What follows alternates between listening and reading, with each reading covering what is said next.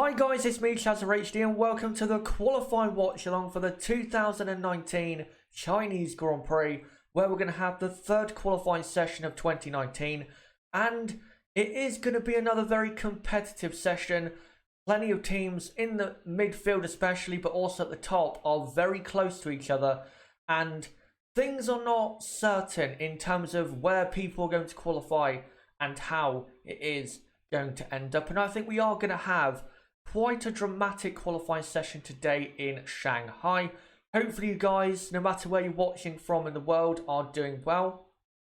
Currently for me, it is 6 o'clock in the morning in the UK. Very, very early.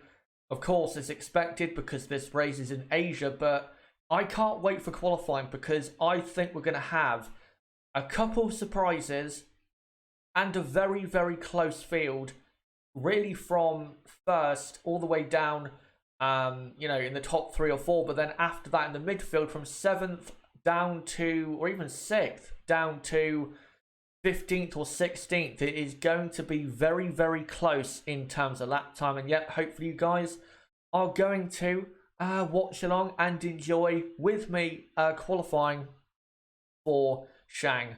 But of course, there has been a practice session before qualifying has or is going to start in about an hour's time today. Practice 3 took place about an hour to 2 hours ago, and these are the results of what happened in FP3. So Valtteri Bottas ended up finishing in P1, from Vettel in 2nd, Leclerc 3rd, Hamilton 4th, Hülkenberg 5th, Kimi Räikkönen in P6, Max Verstappen P7, Carlos Sainz P8, Alexander Albon P9, even though he had an enormous accident at the end of practice 3. We'll get into that later on. And then Danny Kvyat in P10. And then the bottom 10 is Norris, Perez, Ricciardo, Stroll, Gasly, Giovinazzi, Grosjean, Magnussen, Rosso and Kubica. So those are the results of practice 3. I don't think we can read too much into these because some drivers could not do proper qualifying simulations because of Albon's accident at the end of practice 3, which caused a red flag. So don't read a lot into that, but I still think this does show that we are going to have a mighty, mighty close qualifying session in Shanghai. And now let's get into previewing how the teams are going to do today in qualifying in Shanghai. And we'll start off with the world champions, Mercedes. I think they're going to be pretty close at the end of qualifying. I think they're going to be a bit closer than maybe some of you are thinking. Maybe you think that Ferrari are going to dominantly get the pole position in the front row, but I think even if Mercedes don't get the front row, they're going to be right there on Ferrari's tails, and I think the top 3 or 4 by the end of it all are going to be separated by probably 2 to 2.5 tenths of a second. I honestly do think it is that close at the top, because I think one thing has really become clear through watching practice and hearing what the drivers and teams have had to say.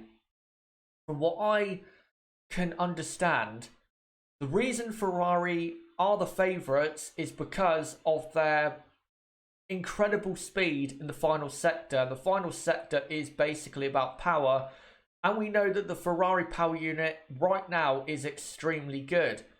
But Mercedes in the first 2 sectors are really competitive, if not better than Ferrari. So it's kind of a battle of grip versus power.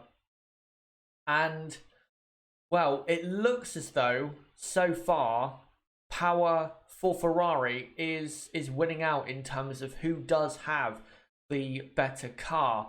But if Mercedes can absolutely ace those first 2 sectors and then just do the best they can in sector 3, then maybe they can get onto the front row or even nick pole position. But I don't think that they are the favourites pole position.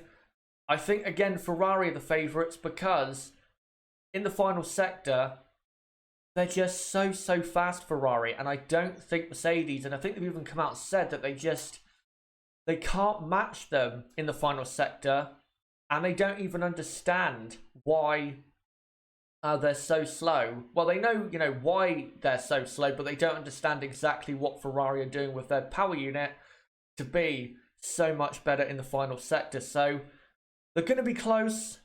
I think they'll have the better grip in the first two sectors, but when it comes to the final sector, that really is going to be where pole position is decided. And I think it's probably going to be decided in favour of Ferrari, because even though Ferrari in the first two sectors don't have, I think, aerodynamically or grip-wise the best car, in the final sector, because they are gaining just so much performance from their power unit, they're able to claw back, if not pull ahead, any time they're losing in the corners or in certain corners to Mercedes. So Ferrari, as long as they get the first two sectors nailed, and they can maximize their car in the first two sectors, then once they get into the final sector, they really should get pole position, maybe a front row, but it kind of depends on certain conditions, whether they can get the perfect lap in or get the tyres working. Getting the tyres working was something that was very important in qualifying in 2018. So that's going to be important. But Ferrari, for me, are the favourites for pole position. If there's going to be a front row lockout, it's probably going to be Ferrari. I don't think Mercedes realistically can lock out the front row. So Ferrari, for me, are the favourites. But don't count out Mercedes, because if Mercedes have a fantastic Q3 and get absolutely everything out of their car, and the drivers get everything out of themselves and the car they're driving, of course, then they could be quite close to Ferrari, if not get onto the front row, and maybe by some small chance get onto pole position. Next up is Red Bull. Now, Red Bull with Max Verstappen are most likely going to qualify in P5. The only way he'll qualify higher is if one of the two Ferrari or Mercedes cars has an issue. But Pierre Gasly has once again, just like in Bahrain, really had a poor weekend. Now, in practice 3, he did finish in P15, but he didn't get a chance to go out on the soft compound tyres to do a qualifying simulation, so that's why he was down in 15th. But if you look back at practice 2 yesterday, by the way, I did a practice 2 watch along yesterday. If you haven't seen it, make sure to check it out. It's in the description down below. Pierre Gasly, again, not good enough. He was only P10 and was about a second off his teammate Max Verstappen. That is not good enough. And for Gasly, I'm going to be honest, I'm not confident for the guy for this session. I don't have that much, if any, confidence in him actually, say, finishing in the top 5 or top 6 in qualifying. I'm not too sure he can actually finish in that position because, again, like Bahrain, this weekend in Shanghai, he just hasn't really had any speed. And I don't think he really will in qualifying. And he would, by the looks of it, do very well to end up qualifying in, say, P6, where really he should be expected to qualify with the kind of car he has. And, of course, because his teammate is Max Verstappen. So, things are not looking good for Gasly. If he gets knocked out in Q2 again, then it's going to be quite a damaging qualifying session for Pierre, because we've seen with Red Bull before, even if you don't deserve to get dropped, they can still drop you. Just look at Danny Kvyat in 2016, dropped him after 4 races. So this is a very, very important qualifying and really race weekend for Gasly. Hopefully he can produce something that can prove to everyone, including me and also people at Red Bull, that Pierre Gasly is good enough to race for Red Bull Racing. Hopefully he can do that in today's qualifying session. But guys, before I go onto the midfield right now in live chat, make sure to let me know, out of the top 3 teams, what are your thoughts regarding those teams? For Mercedes, do you think they can get pole position? Do you think Ferrari are the favourites for pole and even a front row lockout? And for Red Bull, do you think Pierre Gasly will have a good qualifying session, or do you think Pierre Gasly will end up qualifying, say like he did in Bahrain, P12 or P13? That is possible, but by what I've seen this weekend. So let me know right now in the live chat, and I'll read out as many comments as I can in the next, say, 5 minutes or so. But I just want to say, guys, don't forget to subscribe and hit the notifications bell for more content coming up this weekend, as at 11 AM UK time I will have a live review on the channel of qualifying for the Chinese Grand Prix, and then tomorrow morning at the same time I will be live for the race watch along for the 2019 Chinese Grand Prix. So make sure to subscribe and hit the notifications bell for that video. But guys, if you did watch the practice watch along yesterday, and in general, to be honest, if you've watched my streams, you'll know that I do tend to get a sore throat. Well, what I'm basically going to do from streams, or 4 streams from now on, is just take a quick drinks break just to clear my throat, and then I will come back to talking. So I'll be back in just a second.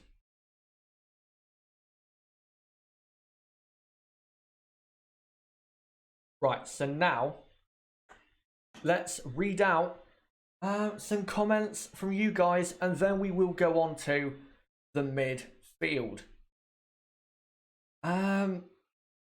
Right, Candy says Ferrari will get pole. Yeah, it is very likely, very likely that Ferrari will get pole. And Ferrari, out of the top teams, tend to be the strongest team in qualifying. So it would be a bit surprising if they didn't really produce, you know, that good of a performance in qualifying. Wellington's boot, that's a good name. Gasly is in his 3rd race. This is what he has to say about Pierre Gasly. Gasly is in his 3rd race and running out of excuses. If he screws up again and again, by the time they reach Europe, questions will be asked. You know what? Based on previous history, if he repeats his performance from Bahrain today and in Baku, then why shouldn't Red Bull drop him for the Spanish Grand Prix? Because, I mean, they dropped Kvyat after an accident in Russia, but then the race before, Kvyat finished on the podium and they still dropped him. Now, I know they had a very adequate replacement in Max Verstappen, who went on to win his 1st Grand Prix for Red Bull. But based on previous history and their track record, they probably should drop him based on what their standards have been before and are currently for drivers. So we'll see. I will, if he performs the same way he did in Bahrain this weekend, I will definitely make a video about Pierre Gasly and whether he does need to be dropped or not. But definitely, for sure, 100%, if he continues like this until Monaco, then he should be dropped 100%, even if you have to put Kvyat back in the Red Bull or Albon. If he continues like this until Monaco, he absolutely 1,000,000,000,000% must be dropped, because 6 races is plenty of time to get your act together at a new team. Plenty of time. I mean, you know, you've got testing, then 6 races, and also you have, 2 post-race tests at Bahrain and Barcelona. So it's not like he doesn't have time to, you know, get used to his new team. He's had plenty of time. He's had what, 4 days in testing, 2 race weekends, and I think as well, did he participate in the Bahrain test? I'm not sure, but if he did, then he's had that as well. He's had plenty of time. There's no real excuses, or not many, left for Pierre Gasly. Right, let me see if there's any more comments regarding the top teams. Then we'll move on to the midfield. Han Solo in the chat with a great comment. The force has not been with Gasly so far. That's a good one. I like that. And Nib makes the point. Yeah, but no replacement this time when it comes to Gasly. True, but eventually, if he continues for a long enough time being this poor, then you're going to have to drop him no matter who the replacement is. So, yeah.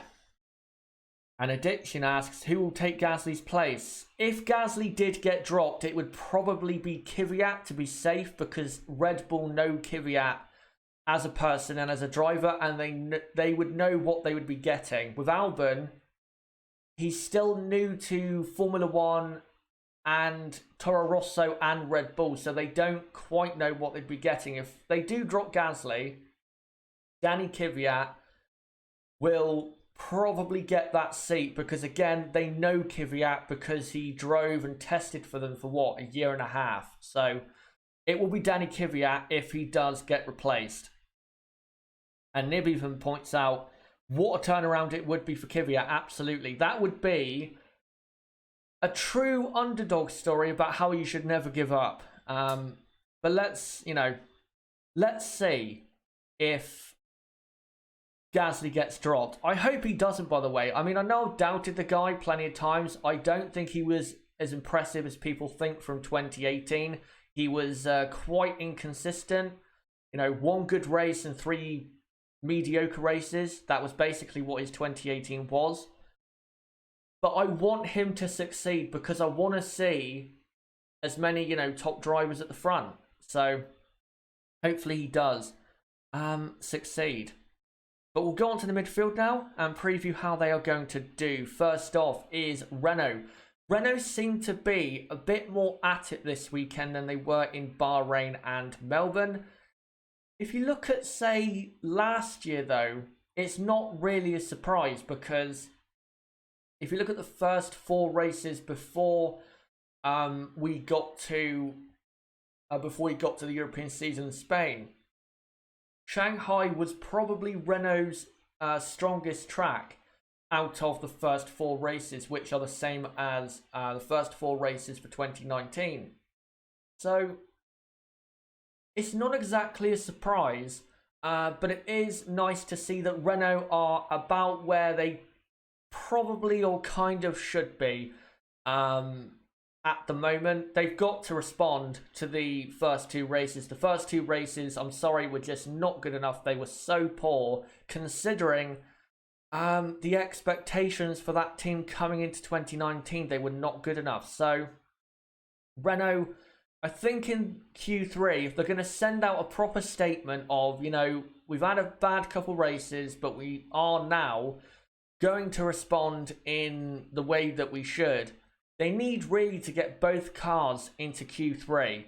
I don't think they will, because Renault tend to be quite weak when it comes to qualifying. They tend to be very strong on race day, but weak in qualifying.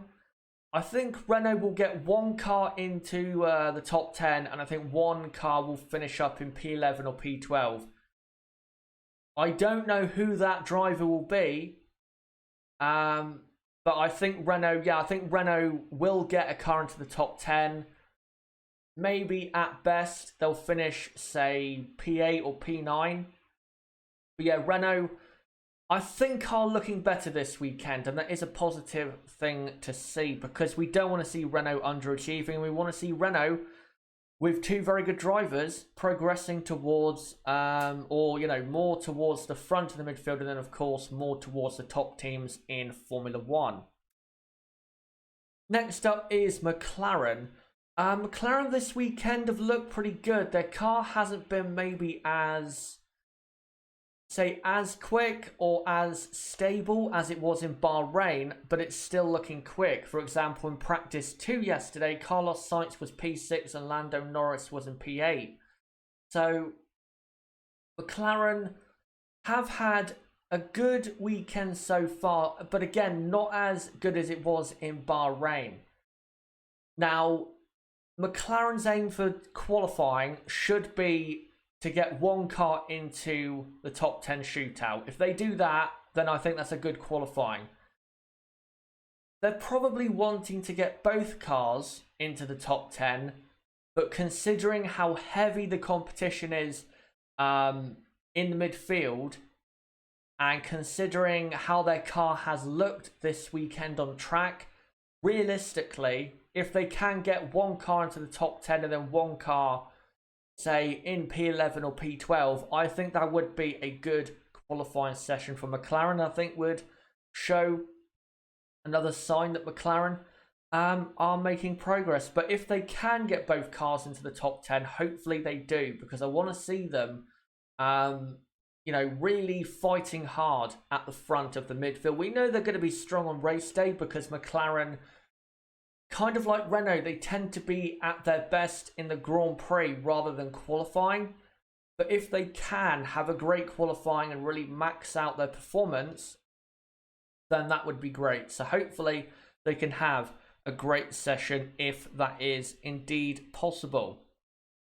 Next up is Alfa Romeo. Now, Alfa, I'm going to be honest, I don't think they can really get a car into the top 10. I don't know why. I don't know really why I'm saying this, because, they have the best power unit on the grid. And in the final sector, they're going to gain plenty of time on teams like Renault, McLaren, Toro Rosso, teams like that. But aerodynamically or grip-wise, around this track, compared to those teams, they just don't seem to have the grip. The Alfa looks a bit heavy around some of the corners. And yeah, it just doesn't really seem to be nailing in or dialing into this track. And I think they're going to have a bit of a tough time in qualifying. And I'd have to say the same in terms of their aims for qualifying. I'd have to say the same as it was for McLaren. If they could get a car into the top 10 and then the other car, which is going to be most likely Antonio Giovinazzi, if they can get him into Q2 and then Kimi Raikkonen into Q3, that would be great, considering that I don't think this is one of Alfa's best tracks. And I think if you look at the entire calendar for 2019, this is probably going to be one of their more worse tracks on the calendar than the better tracks, which are going to be, for example, the next Grand Prix in Baku and Canada and Austria, tracks like that. So, yeah, if they can get Kimi into the top 10 and Antonio Giovinazzi, say, into, I don't know, P13, P14, into Q2, nicely into Q2, then I think that'd be pretty good. Again, considering I don't think Alfa have that good of a car this weekend. One team, though, that really does not have a good car is Haas. They ended up in practice 2 in 15th and 17th, I believe. But in practice 3, they were 17th and 18th. This team is really struggling at this track. They're really having a tough time. I think they'll be better than P17 and P18 in qualifying, but I don't think they're going to be that much better than P17 and P18. I'm going to call it now. I don't think Haas are going to get a car into the top 10. I don't think they will. They don't seem to have good grip this weekend. Their car seems to be struggling and just seems to be quite poor, and that's not exactly a surprise. Haas have never gone well at this track. They were terrible here in 2016. In 2017, I think they finished in the points, but that was because it was a wet race to start off with. And then last year, where they had, for majority of 2018, the best car in the midfield, in Shanghai last year, they were actually quite poor. So I'm expecting kind of the same. I'm not expecting a Q3 appearance from Haas today. I'm really not, because they just don't look quick. They do not look quick at all. The car doesn't look like it's, nicely stable at this track, and this track I don't think actually really does suit the Haas car. Hopefully I'm proved wrong, but I don't think I will. And also another thing, Grosjean and Magnussen have never in other teams gone well at this track. So the whole team, the drivers, the team as well, are just not that great in terms of their record at this circuit. Next up though is Toro Rosso. Now in practice 3 they were P9 and P10. In qualifying position wise they should be around P12 or P13, but the big news coming out of practice 3 was Alexander Albon's massive crash, and I don't think Albon is going to get out in qualifying, because if you see one of the pictures, say showing more the rear end of the car, yeah, that car is going to be pretty hard to rebuild and get ready for qualifying, because you could see the power unit from the pictures of the crash. That's how badly damaged the car was. He crashed, by the way, on the exit of the final corner, and crashed on the inside barrier right next to the finish line. So yeah, I don't think Albon will get out for qualifying. He could, miracles can happen. And look at Red Bull last year when they got Ricciardo's car miraculously ready for qualifying, but they only had to take out the power unit that caught fire in practice 3 and then put a new one in, but it was a new one with several different parts. But with the Toro Rosso, they've got to completely rebuild the side pods and the rear end of the car, so I don't think he will be out for qualifying. That's a shame, because Albon has been looking pretty good. So yeah, that is a shame. But for Kvyat, I think he's probably going to be, P12, P13, but nothing special for Toro Rosso. I don't think they actually have that great of a car this weekend. Hopefully, though, he can prove me wrong. Next up is Racing Point. I'm going to be honest, Racing Point have actually been a bit better than I thought they were going to be. They've been a bit closer to the top 10 than I thought they'd be. I thought they would be, say, P13, P14, P15 kind of area. But they've been more, say, P11, P12, where you wouldn't say, compared to, how they were in Bahrain, you wouldn't think they would be that close to the top 10. And I think, considering that car is quite underdeveloped and the grip of the car is not that great, that's a pretty good performance so far from Racing Point this weekend. I still don't think they'll get a car into the top 10. I don't think they will. I think in qualifying, realistically, it's most likely going to be the 2 Renaults and the 2 McLarens to get into the top 10 in terms of speed. But I don't think that's what's going to actually happen, if you know what I mean. So, in terms of grip, the Renaults and the McLarens are looking the best in the midfield, but I don't think it will be the 2 McLarens, the 2 Renaults getting into Q3. I think we'll have 1 Renault, 1 McLaren. Even though the grip of the car isn't that great, I think Kimi Raikkonen will get into the top 10 because of Ferrari and their great power in the final sector. And of course, the Alfa Romeo has a Ferrari power unit, so I think he will sneak in. And then after that, maybe another McLaren can sneak in to the top 10. But yeah, I'm not expecting, again, say both Renaults to get into the top 10. I think McLaren have a better chance of that, because McLaren seem to be a bit better when it comes to qualifying performance than Renault. But before I go on to you guys in the live chat with your thoughts of the midfield, of course, there is one final team, and that is Williams, who are crap. Right, so you guys in the live chat, let me know right now, who in the midfield do you expect to be good and not so good, and who do you see getting in the top 10? Do you think there will be 2 Renaults and 2 McLarens? Do you think it'll be, I don't know, 1 Renault, 1 McLaren, an Alpha, and I don't know, a Toro Rosso maybe? Let me know in the live chat and I'll read out your comments for the next, say, 5 minutes or so. By the way, we have about 29 minutes, I think, until the start of qualifying. So yeah, 29 more minutes and then the qualifying will be underway. But yeah, also, just want to remind you guys, don't forget to subscribe and hit the notifications bell for my review of qualifying coming up at 11 AM UK time, 3 hours after qualifying has finished. But let me now read out some comments from you guys and read out your thoughts on who will impress, who will do well and who will not do so well.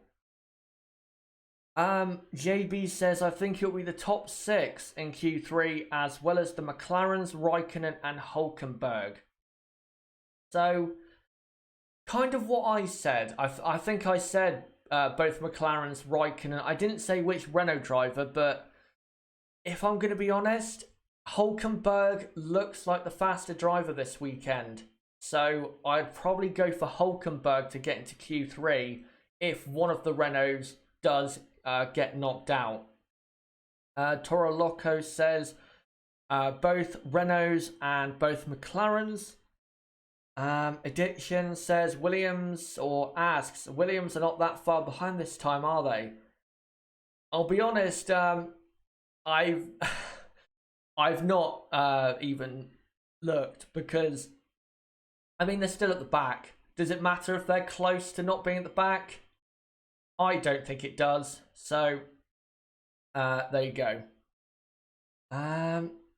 Simon Cragland says, stupid crash by Albon. You can definitely see his lack of experience. It was a bit stupid, yeah, but I won't criticize the guy massively because, I mean, it's his first, not his first mistake, because he did crash, I think, in FP1 in Melbourne. But yeah, it's not, you know, yeah, he's probably going to miss qualifying, but it's not the end of the world. It's, you know, one mistake that's actually cost him anything. So I'm not going to, you know, really rag on the guy, but yeah, it was definitely a stupid mistake. He basically got onto the Astro turf and put the power down, which you can't do. If you're an F1 driver and you've even watched F1 crashes before, you will know if you start touching the AstroTurf, you should probably lift off a bit and not go full acceleration, or not full acceleration, but don't start accelerating more if you're on the AstroTurf. You need to probably lift off and then, you know, get back on track or get back onto tarmac. AstroTurf does tend, at certain tracks like Shanghai, it does tend to be a bit slippery and doesn't tend to have a lot of grip, does some of the AstroTurf. But I will read out some more comments and then we'll go on to a talking point regarding the battle for pole position between Ferrari and Mercedes. Wellington's boot, what Haas happened? I don't know. I think it might have something to do with tyres, because I've noticed with Haas, the tyres have to be kind of where they want it to be if they perform better or worse. And I think it might have something to do with tyres, because also we have a softer type of tyre this weekend in Shanghai. And, well, historically they are not good at this track, but we have a softer compound of tyres. And if you look at last year and also Bahrain, if races become not races that are all about tyres, but if the race is, if tyres become critical in a Grand Prix to the end result, Haas are not going to do well. They're not going to do well because Haas historically cannot look after their tyres, and it is the biggest weakness of their car. They cannot look after tyres and keep them, say, in the right window like a Renault or a McLaren or a Toro Rosso can. And it's something that I said coming into 2019 they had to work on. They had to work on tyre wear and especially performance on the softer compounds of tyre. And it seems as though, to me honestly, it seems as though they're actually worse when it comes to that area. It really does. It seems actually a bit worse this season because their Bahrain performance was shocking in the Grand Prix. In qualifying, they were great, but in the Grand Prix, absolutely terrible. But I'll now move on and go on to the battle for pole position and what the top teams and top drivers are having to say in regards to how they think things are going to go in qualifying. So we'll start off first, I believe, with Lewis Hamilton. And this is what he had to come and say after practice 2 finished yesterday on Friday. He said, "It is nice to see how close it is between us, Red Bull and Ferrari. As we expected, the Ferraris still look quicker on the straights. Absolutely, there's no doubt about that. But overall, it's very close between the top cars, and I anticipate that it is going to be the same tomorrow." And he of course said this yesterday, so he means today. But one thing I've noticed with this quote, and I think he is kind of alluding to where the Mercedes car is better than the Ferrari. He says, as expected, the Ferraris are quicker on the straights, but overall it's very close. Meaning that he thinks that if you take away the straights, then it's very close, if not favouring teams that are not named Ferrari at the top. So I think that's kind of a small hint that, you know, without those long straights, Ferrari are not, in terms of grip or aero, they're not as good as maybe you would think. They're still good when it comes to aerodynamics and chassis, but I don't think they're as good as Mercedes and Red Bull. And I think that's kind of here what Lewis Hamilton is alluding to when he says, but overall, in terms of overall, you know, the whole track, not just the third sector, which is where all the straights are here at this track. But this is what Sebastian Vettel had to say after second practice. He said, "There are some parts of the track where we are very strong and others where we still have to improve. I expect it to be very close tomorrow and on Sunday, so it will be key to keep working to improve the feeling of the car." Again, he's hinting there as to what I'm kind of catching on to when he says it'll be key to keep improving or keep working to improve the feeling of the car. And what that says to me again is that in the aerodynamic parts of the track, where aerodynamics is a bit more important than straight line speed, the Ferrari is not doing that well compared to, say, Mercedes or at times even Red Bull. But once they get onto the, you know, back straight and into the final sector, Ferrari are in their element and just wipe the floor with the rest of the field. And I think that basically is what these two drivers are trying to say, is that in terms of grip, I think Mercedes have the better car, but when it comes to the final sector, Ferrari are going to dominate everyone when it comes to that area. And I think Ferrari, if they are going to get pole position, or even the front row, it's going to be because of the final sector of the track. Because I don't think, if say the final sector of the track was full of corners, then I don't think Ferrari would be that strong at this track. But because it has a couple corners, the long turn 12, then a massively long back straight, a hairpin, small straight, a quick left-hander, and then a pit straight with a DRS zone. Because of that, that's why Ferrari have been so competitive, and why they are, as it says at the top there, Ferrari, for me, are the favourites for pole position. But now, guys, I'm going to get into my predictions for qualifying, which is about to start in 20 minutes time. So make sure, guys, in the live chat right now, put in your predictions for qualifying and who you think will finish in the top 3 or even the top 5 and 6 on the grid, because I'm about to do mine right now. And I'm going to start off with who I think will take pole position.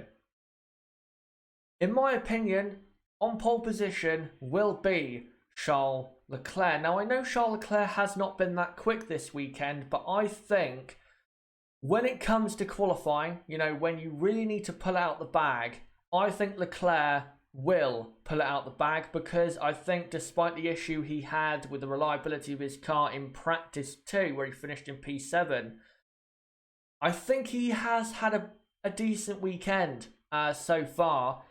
But yeah, when it comes to qualifying, I think Ferrari will have a good enough car to get pole. And I think Charles will be the one to get it, because mainly of the mental game between the two Ferrari drivers.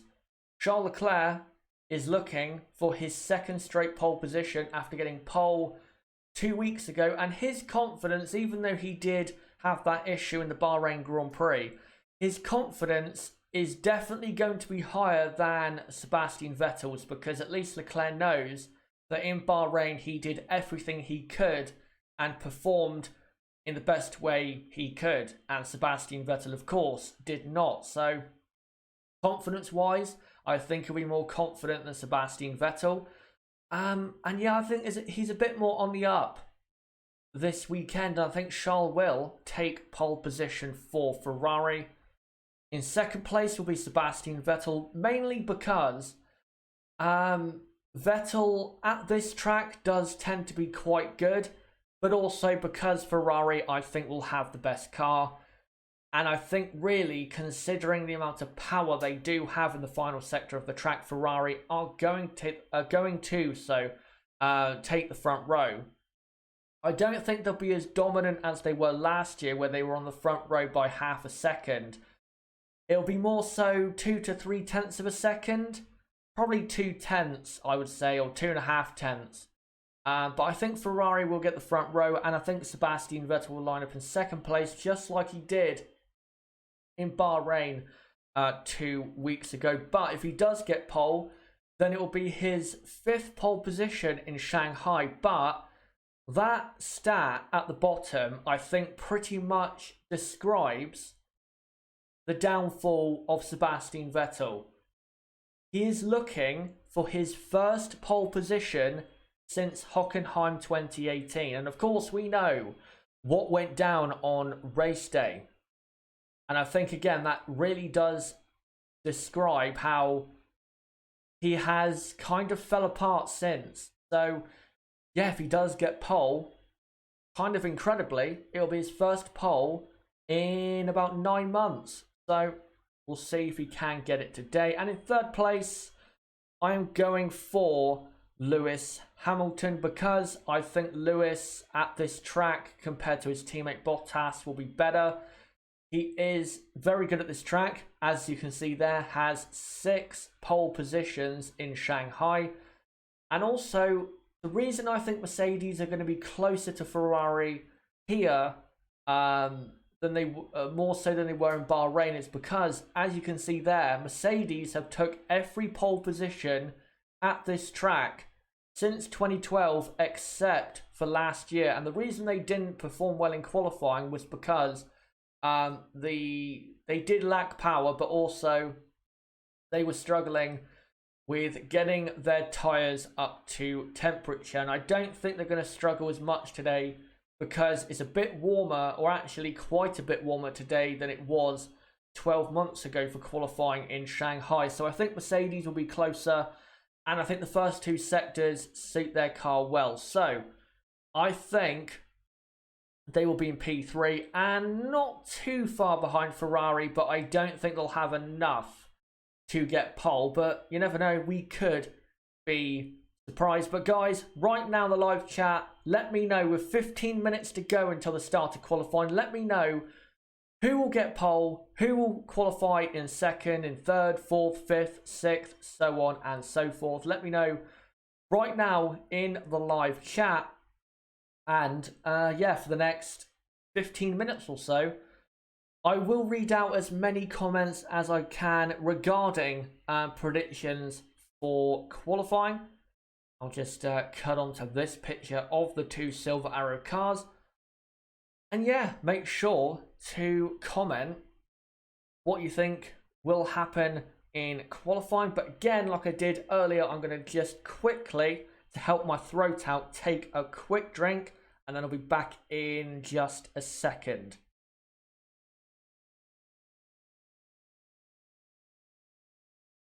Right. Now, let's read out your comments in regards to qualifying. Let me just find the start, and then I'll rattle through all of your predictions. Let me just find the start here. Anna saying, I hope this watch along won't be copyright striked again. That's not me. That will be Sean that you're probably on about. I have never had a watch along copyright strike. And even if it was, it's, you know, it is what it is, which is wrong. Anyway, let's find the start, and then I'll go through them all. Right, starting with Han Solo. He says Vettel on pole, Hamilton second, and Leclerc in third. JB says Leclerc on pole from Vettel second, Bottas in third. Nib says Vettel on pole from Leclerc second, Hamilton third. NN says Vettel on pole from Bottas in second. Charles Leclerc third, and Lewis Hamilton in P4. Who else have we got? Wellington's Boot says Leclerc on pole, Vettel second, Bottas third, Hamilton fourth, Verstappen fifth, and then the two McLarens in sixth and P6 and P7. Anna says Bottas on pole from Vettel second, Leclerc third, Hamilton fourth. That's the same top four as practice 3. So it'd be interesting to see if that did happen again. Cole Coleman says just want the same pattern to be followed, that of Bahrain, so we know Ferrari is one up, just like last year. Okay. Simon Craglan says Vettel, Bottas, Leclerc. Stella says Leclerc on pole, Vettel second, Bottas third, Hamilton fourth, Max fifth, Ricciardo P6, and Gasly in P7, but spells it Gasly. Well, his performances have been ghastly, but I don't think he deserves that. Yeah, I think, yeah, you probably should spell that in a different way, because, yeah, that can come across in that way. Cole Coleman says Vettel on pole, Bottas second, Leclerc third. Pedrito, I think it is, says Vettel on pole, Hamilton second, Leclerc third. Let me find some more comments if I can. Bunny Farouk says Vettel on pole, Bottas second, Leclerc third. Dan King says Vettel on pole, Hamilton second, and Bottas in third. Let me just cut to a different picture. There you go. The matte, red matte coloured Ferrari. By the way, great news. Ted Kravitz is back in the pit lane. Get in. He's currently back in the pit lane on Sky Sports F1 with 10 minutes to go to a qualify, and that's exactly where he deserves to be. That is his element, being in the pit lane, roaming down the pit lane, reporting on what is going on. How anyone out there could think to be better than him when it comes to that is ridiculous. He is one of the best reporters in Formula One, and thank God he is back. But anyway, enough of my passion for Ted Kravitz, and let me read out some more predictions if I can. Raj Singh says, Raj in Toronto, Canada, listening. Thanks for the dedication, because I believe, what is it, 10 to 1 in the morning? So, yeah, thanks for the dedication for coming along at that time. But he says, Max on pole, Leclerc second and Vettel third. It'd be great to see Red Bull on pole, because it would be a massive surprise. But realistically, it's not going to happen. It's not going to happen. Let me just find some more predictions here.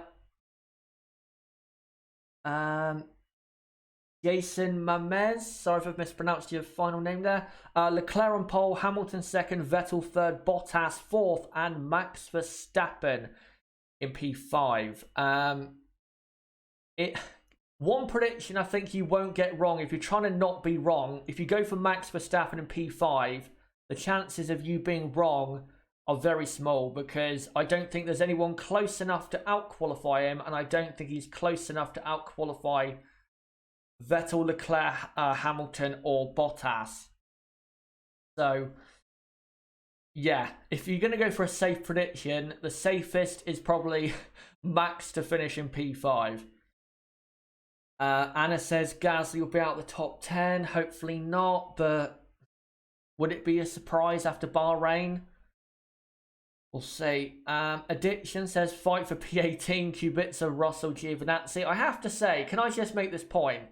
Antonio Giovinazzi was absolutely shocking in practice 3. He used about 6 sets of soft tyres and still finished over a second slower than Kimi Räikkönen, who used, I think, 3 sets of soft tyres.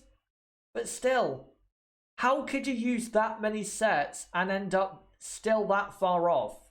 That is unbelievably bad. And I have not been impressed by Antonio Giovinazzi. Bahrain, his race performance was not too bad, but it was nothing to write home about, honestly. So, yeah, again, Antonio really, really struggling. And you can't give me the excuses, oh, it's a new track. It's not a new track. He's been here 2 years ago and did a whole Grand Prix weekend. So he knows the track and knows, where you can't mess up and where you need to really be quick, but is still dead slow and is probably the slowest car in the midfield. Whether he is the slowest driver, I don't know, but he definitely will, I think, be knocked out in Q1. I think Alpha will try everything to get him into Q2, but realistically, Antonio will get knocked out in Q1 because his car isn't performing that great this weekend, but mainly he is dead slow. Dead slow. Let me find some more comments. Wellington's boot. Yep. Brundle on the grid. Walker in the commentary box. Kravitz in the pits. That is kind of a dream team, isn't it? Ted Kravitz. I don't think Ted Kravitz was ever doing his pit lane job whilst Murray Walker was commentating. I think he started the race after Murray retired, which was Indianapolis 2001. But yeah, in terms of a dream team broadcast team, it would be, Brundle, of course, on the grid walks. I would say Brundle and Murray Walker in the commentary box. I know James Hunt was great, but I think Murray and Martin had a better chemistry and I think worked better as a commentary team than Murray and James Hunt. And then you got, Ted Kravitz is the pit lane guy. James Allen, by the way, wasn't that bad as either a commentator or a pit lane guy, so he definitely deserves a shout out. But in terms of presenting TV coverage, I'd probably go for Jake Humphrey with David Coulthard and Eddie Irvine. Those days were fantastic for F1 coverage in the UK, but sadly they are over. But guys, we are 5 minutes away from the start of qualifying. I will boot up the running order in just a moment, and also I will have some text in the top, I think, left of the screen to illustrate whether it's Q1, Q2 or Q3, so anyone joining can know what session it is exactly. But yet 5 minutes away from the start of qualifying. And Nib says, James Allen, very good. Yeah, James was very, very good. I think gets underrated a lot. And I think, honestly, should be in the commentary box with Martin Brundle. If I was in charge of Sky F1, I'd have James Allen and Martin Brundle in the commentary box, because I think those two had a great chemistry and were fantastic together. Yep, we are almost underway. I just seen someone asked me a question from Caleb. Says, what is your prediction for Q1 eliminations? Well, of course the two Williamses, Giovinazzi, Albon. I think Albon is not going to make it out, but even if he does, I don't think he'll get through anyway, because his car will probably be a bit different to how he remembers it. And then after that, maybe a Haas. Maybe a Haas. We'll have to see. But yeah, the two Williamses and Giovinazzi for sure will get knocked out in Q1. If Albon doesn't make it out, then of course he's out. And then, yeah, maybe one of the Haases, maybe a Racing Point. We'll have to see. But, yeah. Qualifying starting in, 3 minutes time. So, there you go. Let me just look at some more comments before we get going. I'm just trying to find some more comments here. Simon Cragland says, Giovinazzi did also miss a lot of running FP1, but yeah, he is struggling. Good point. And yeah, that did affect his running yesterday, but he still got out in practice 2 and practice 3, but still hasn't showed any real speed from his car. So yeah, not good enough from Antonio Giovinazzi. But I think now I will start getting the running order underway. By the way, this running order that you're seeing, this is the practice 2 running order from yesterday. I haven't actually updated it, so yeah, I'm going to leave that as it is until we have our first proper lap times on the board after the first runs in Q1. But also quickly, I will just put this in the top left so you guys know what session it is. So Q1 starts in 2 minutes time. And we just saw, by the way, Alexander Albon's crash. And again, it was a bit of a poor mistake, because I think he should have recognized that he lost the car a lot sooner before it actually went away from him. He should have just backed out, lifted off, and, accepted that the car was going away from him. But we're now a minute away from the start. I guess they're probably going to have the Haases or someone like that first out on track, because Haas have really struggled this weekend and they do need a good, confident first run in Q1 if they're going to have a chance of getting into Q2. But I'm now going to quickly post a picture of the man or boy, depends on what you think of him, but the man, I believe, who will be on pole position at the end of qualifying. Let me just get him up on screen. By the way, qualifying has officially started. The green light has come up, so qualifying is officially underway as Lewis Hamilton is getting into his car. Robert Kubica is the first out on track, but here you go. Here is Charles Leclerc, the man who I think will take pole for the Scuderia today. And by the way, if you notice when I showed the those stats of the drivers, if Ferrari get pole today, it'll only be their third pole position at this track. They've never been that great when it comes to qualifying here. They've only had pole last year and 2004. And 2004 was the first ever Grand Prix at this track. And that season, Ferrari, I think, won, is it 15 of the 18 races?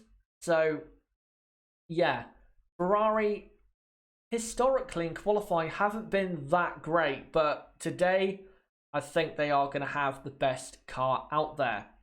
But we have the two Williamses out on track, Rosso and Kubica, and they'll be going for their laps or setting their first lap times in just a moment. Everyone else is still in the pit lane, which is a bit annoying.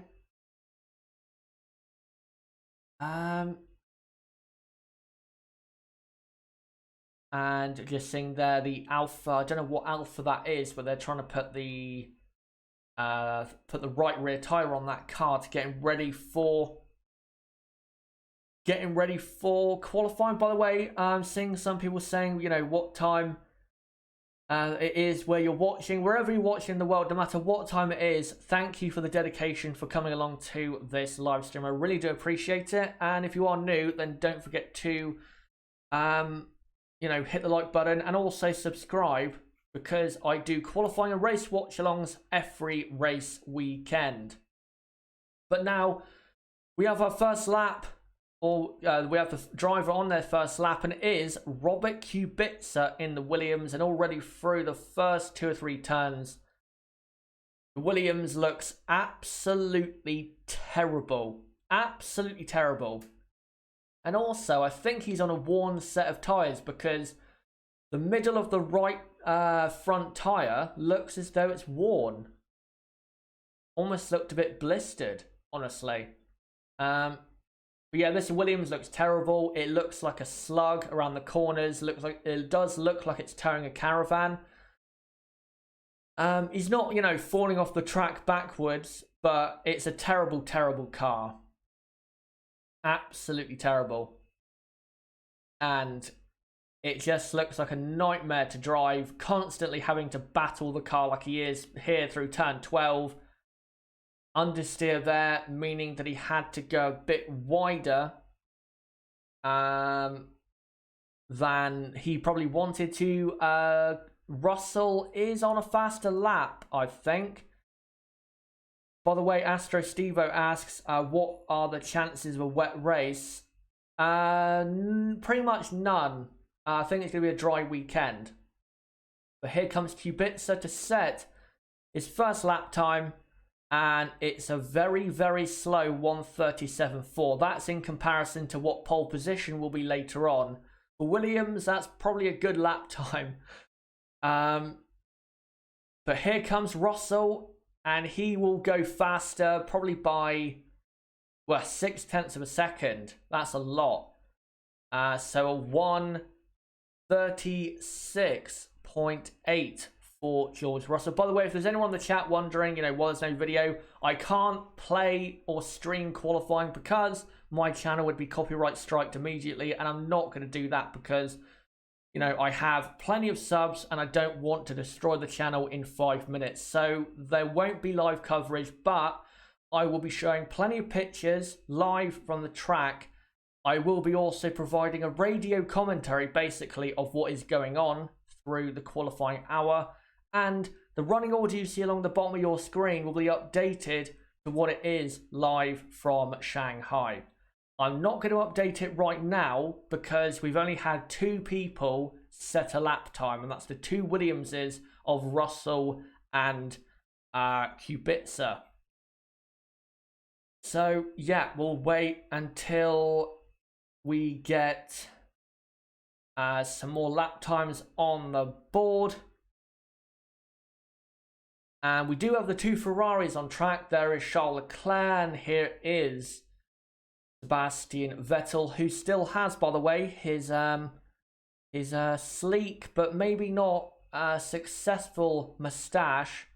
Definitely not as successful as Valtteri Bottas's facial hair. Talking of Valtteri Bottas, he's coming out onto the track with Lewis Hamilton on a set of soft compound tyres. And so is the Toro Rosso of Danny Kvyat, and an Alfa Romeo of Kimi Raikkonen and Antonio Giovinazzi. So we're getting some the big guns now coming out onto the circuit, which is good to see because that Williams looked like a wet Monday morning trying to turn around those corners. So here comes Charles Leclerc opening the DRS and now starting his first lap in Q1. Goes into turn 1. Ferrari looks very good. He goes... It looks as though he's going wide, but that's the way you have to take the corner. You have to take a wide kind of approach and then turn in to get the best traction through the corner. But here comes Leclerc at the end of the first sector. And if you needed any more proof as to the slowness of the Williams, Leclerc and Vettel already 1 second faster after the first sector, which is 25 seconds. That's how slow the Williams car is. By the way, good morning to Tonka Toy Truck in the chat. But Vettel has set a faster first sector on his qualifying 1 lap so far. Leclerc now through the second sector, and now he enters the part of the track where Ferrari wave goodbye to the rest of their competitors. As Leclerc now gets onto the back straight and opens the DRS, and yet again destroys the opposition with the immense power of the Ferrari. There is traffic there. Giovinazzi there, I think, kind of running wide. There's so much traffic here, and Leclerc's basically been affected. I wouldn't say massively blocked, but it's definitely been affected by that traffic in terms of his lap time. And Leclerc does a 34.0. Vettel, by the way, goes half a second faster on a 33.5. So good first lap by Vettel. Leclerc could have gone faster because he did have some traffic and that would have distracted him. But yeah, Vettel first lap in Q1 looking pretty good. But I just want to show a picture of the Williams. I know you guys may not want to see it, but we got to show them at some point, you know, during this season. And there you go. That was Robert Kubica, I think. I don't know which Williams that exactly is, but I think it's Kubica on his qualifying lap. We now have the 2 Mercedes. Lewis Hamilton does the fastest middle sector. And Bottas now... Yeah, Bottas has also done the fastest middle sector. So that's interesting. But Lewis Hamilton now is on the back straight, coming down into the hairpin. And now turns the wheel. The Mercedes car doesn't grip-wise look bad in the final sector. They just don't have the power to be as quick as Ferrari. Goes wide, though, at the final corner. That's going to cost him lap time. And he does actually go fastest by half a second. And Bottas goes even faster than Hamilton by half a second. Wow, what a quick couple laps there by the 2 Mercedes drivers. I didn't actually notice what tyres Ferrari were on. I'm pretty sure Ferrari were on soft tyres, so that's a bit of a... maybe a shock to the system, who knows. But that's a good first lap for the world champions. Very, very good. Hamilton could have gone quicker if he didn't run wide. But yeah, looking good there. But here comes now Max Verstappen, who did the fastest middle sector, proving the Red Bull's superior chassis, and now exits the final corner and comes across the line and goes P3.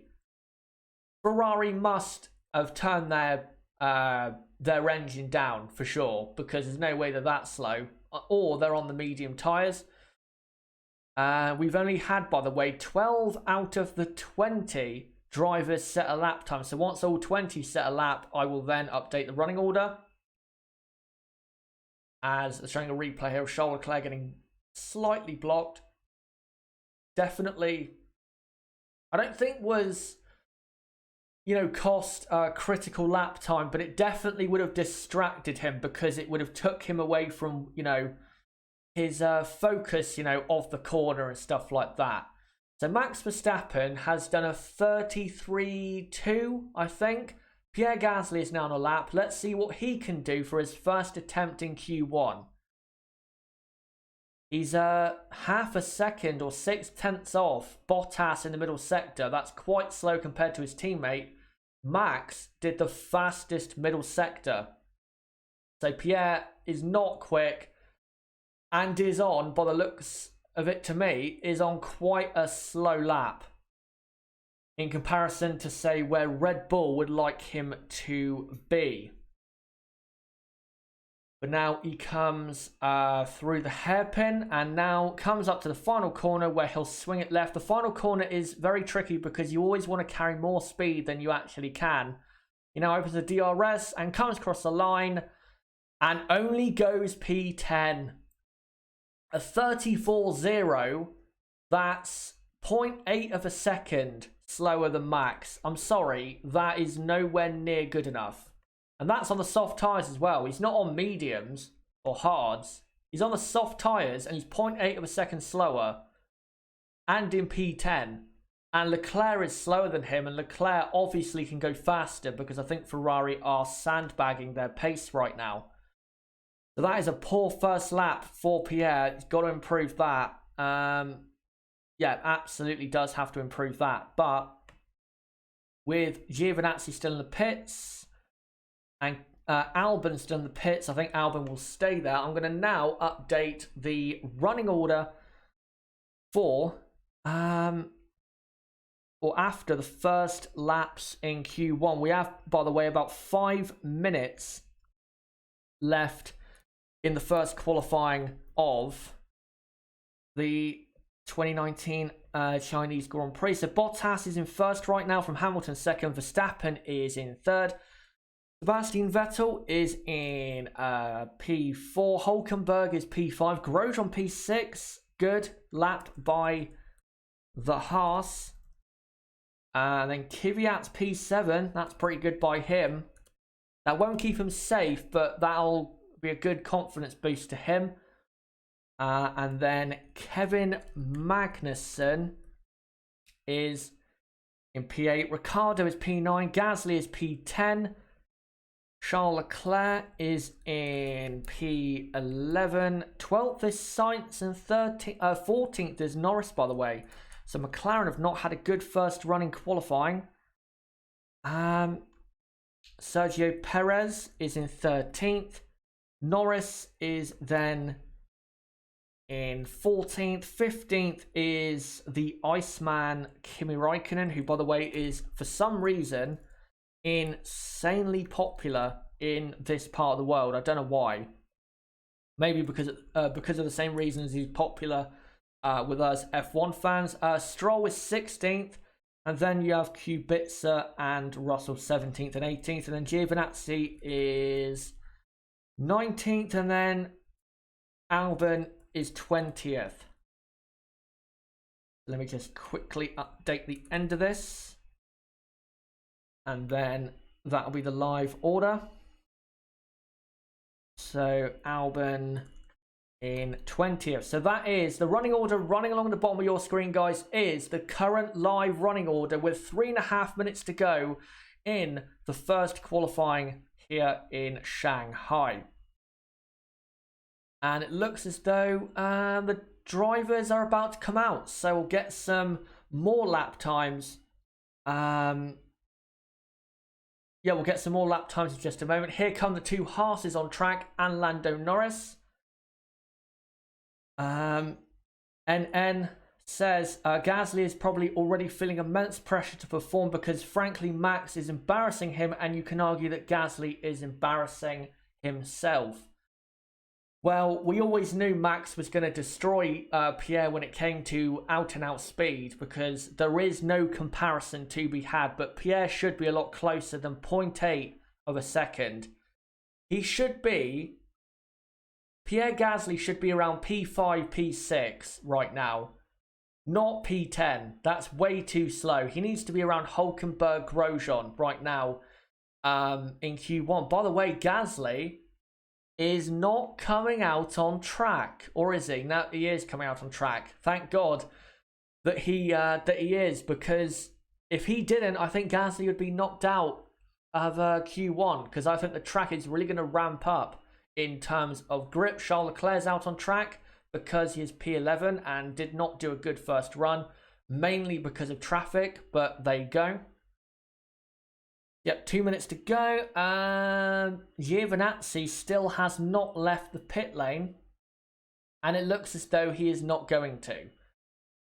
So, as Stella says in the chat, Antonio Giovinazzi is not going out, absolutely. He has no time left to get out, so disappointing for him, but let's be honest, he would have finished there most likely anyway. Here comes Kevin Magnussen for his first run, or no, his last run in Q1. He is currently in P8, which would be good enough to get into Q2, but you can't take chances. So here he comes into turn 1. Past car, or Magnussen rather, taking a tighter turn into turn 2. And the car doesn't look great on the exit of turn 3 there, as he is now coming up to turn 6. Car bumps a bit, but that's all good. That's the way the track is. And the Haas car looks pretty alright at the moment. Nothing special. But it looks good enough for me to get into Q2, does that car. By the way, so far in Q1, the fastest first sector goes to Sebastian Vettel. The fastest middle sector goes to Max Verstappen. And the fastest final sector goes to Valtteri Bottas. That's interesting. But I think that'll be different for Q3. By the way, K-Mag has not improved on his middle sector time. So he may improve, but it might not be massive. He might jump up to P7, but it won't be a massive jump up for K-Mag. As he now goes through the hairpin. Good front end on the Haas there. Not so good rear end, as he has a bit of oversteer. Now comes through the final corner. Car looks alright, and now comes to the line, and Kevin Magnussen does not improve his lap time and stays in P8. Only lapped about half a tenth slower than his actual best lap time. Kubica does improve his lap time, but stays in P17.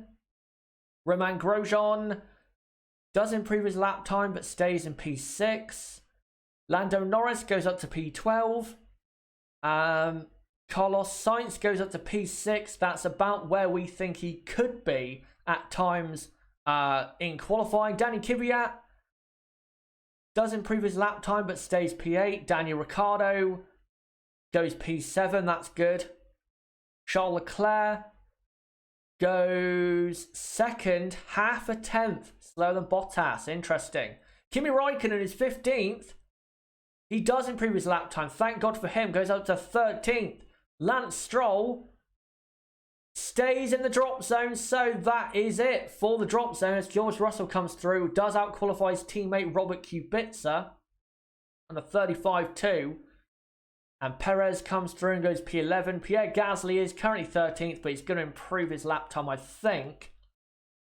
Yes, he does, but only goes P11. That is a shocking performance, but knocked out in Q1, Lance Stroll, George Russell, Robert Kubica, Antonio Giovinazzi and Alexander Albon. So there you go. Those are the eliminations in Q1. By the way, Giovinazzi, I don't know what the problem is, but of course he does have some kind of issue with his Alfa Romeo. Albon did not go out, of course, because of that massive crash at the end of practice 3. But I'll now update the order. So, yep, Stroll, Russell, Kubica, Giovinazzi and Albon are out of Q1. Norris was in 15th. Raikkonen was 14th. Hey, Kimi Raikkonen was a lucky guy to get into Q2.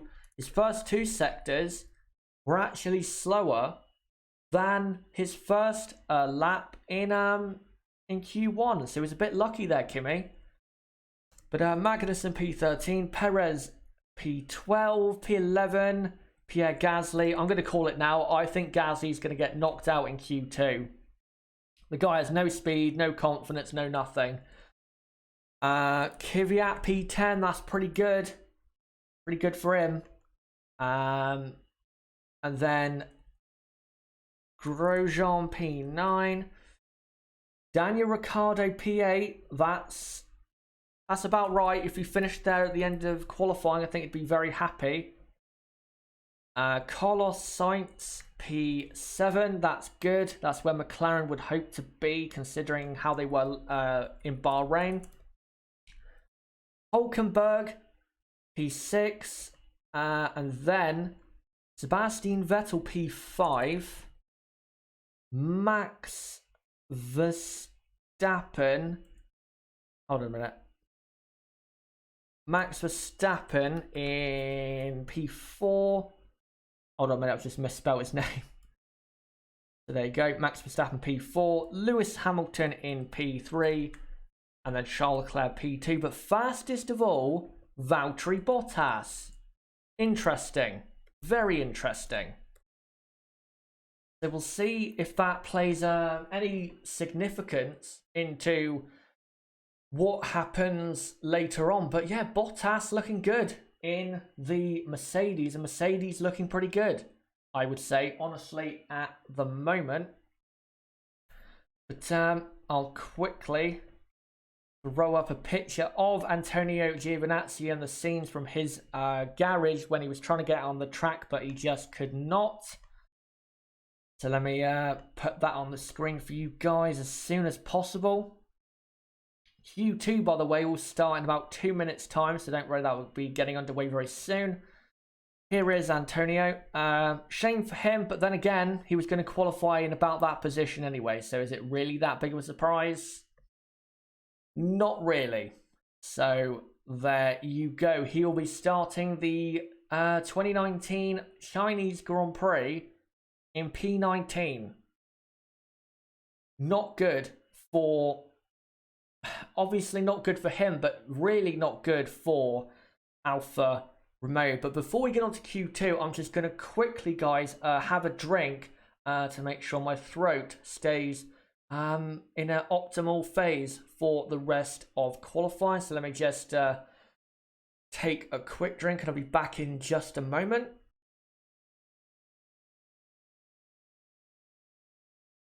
Right. So Q2 starts in what? Yeah, about a minute, 2 minutes. Once Q2 gets underway, I will change the text in the top left to Q2 and not Q1.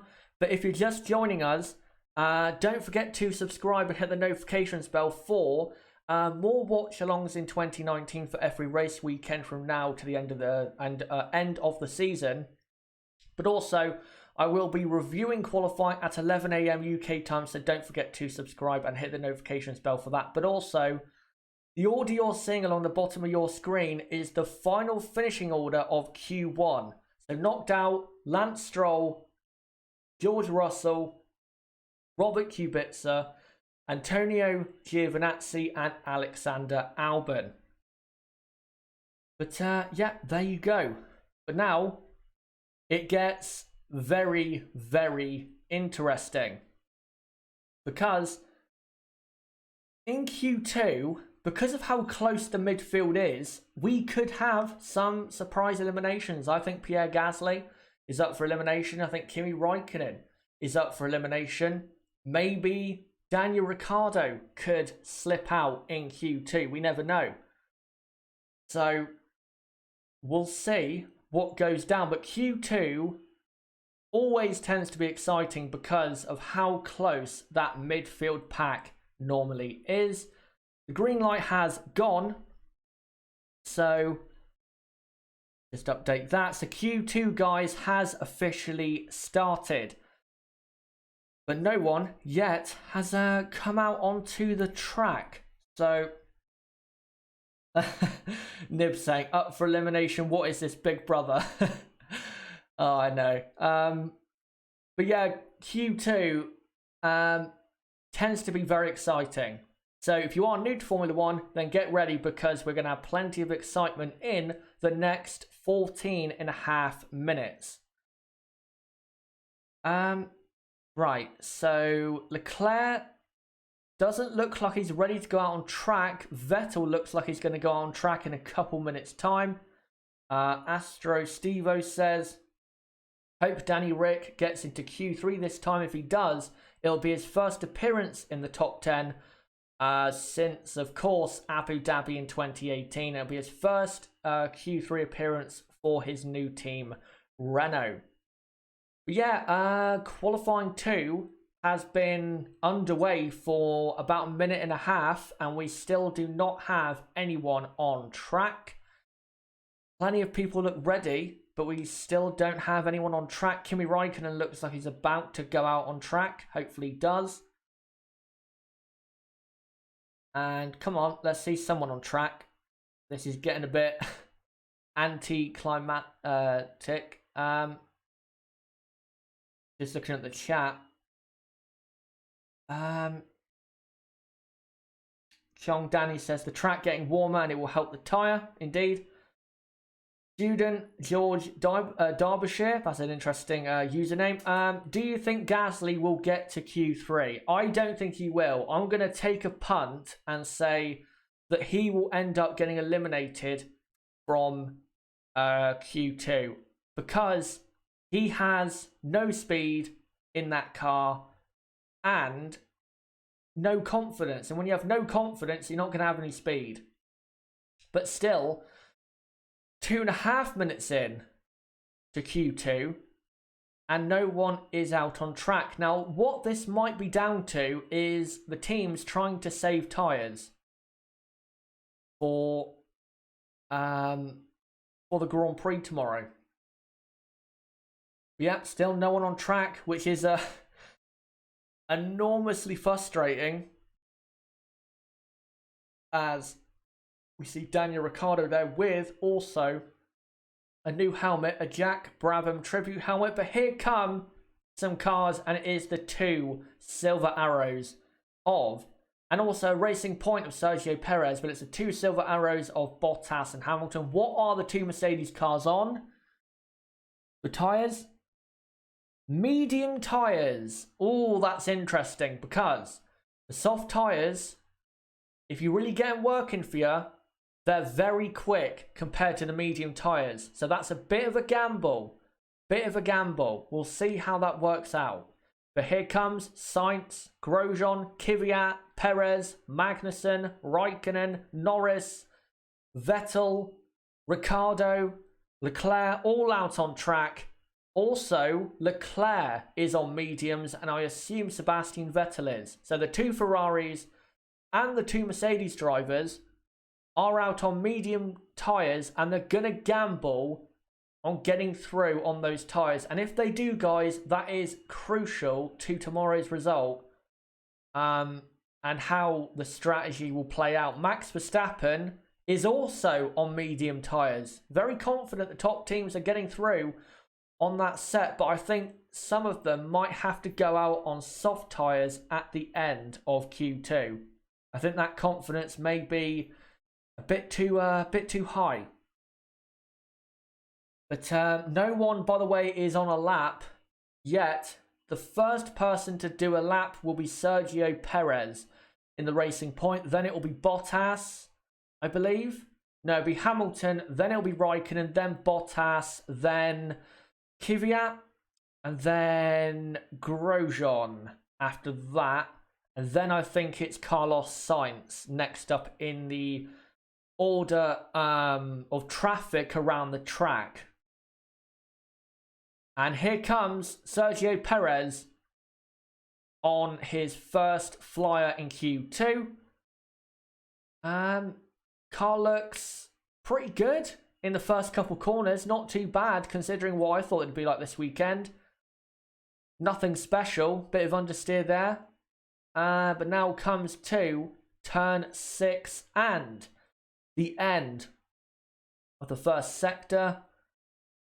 We've now got plenty of people on their laps. So once everyone does complete their first lap in Q2, I will update the running order as to what it actually is. And here comes Perez through the middle sector. I love this part of the track. It's so nice to watch a Formula 1 car through there. And it shows just how brilliant these cars are aerodynamically.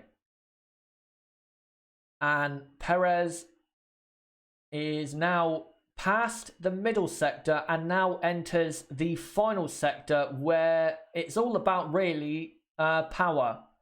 If you have the power, you will succeed in the final sector of the track. Ferrari and their Ferrari powered cars are the strongest in the final sector.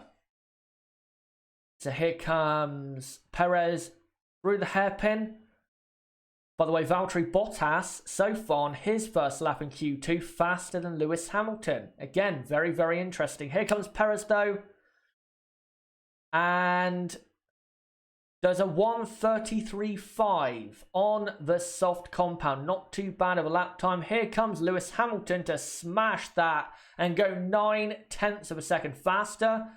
Valtteri Bottas, though, will go faster than that.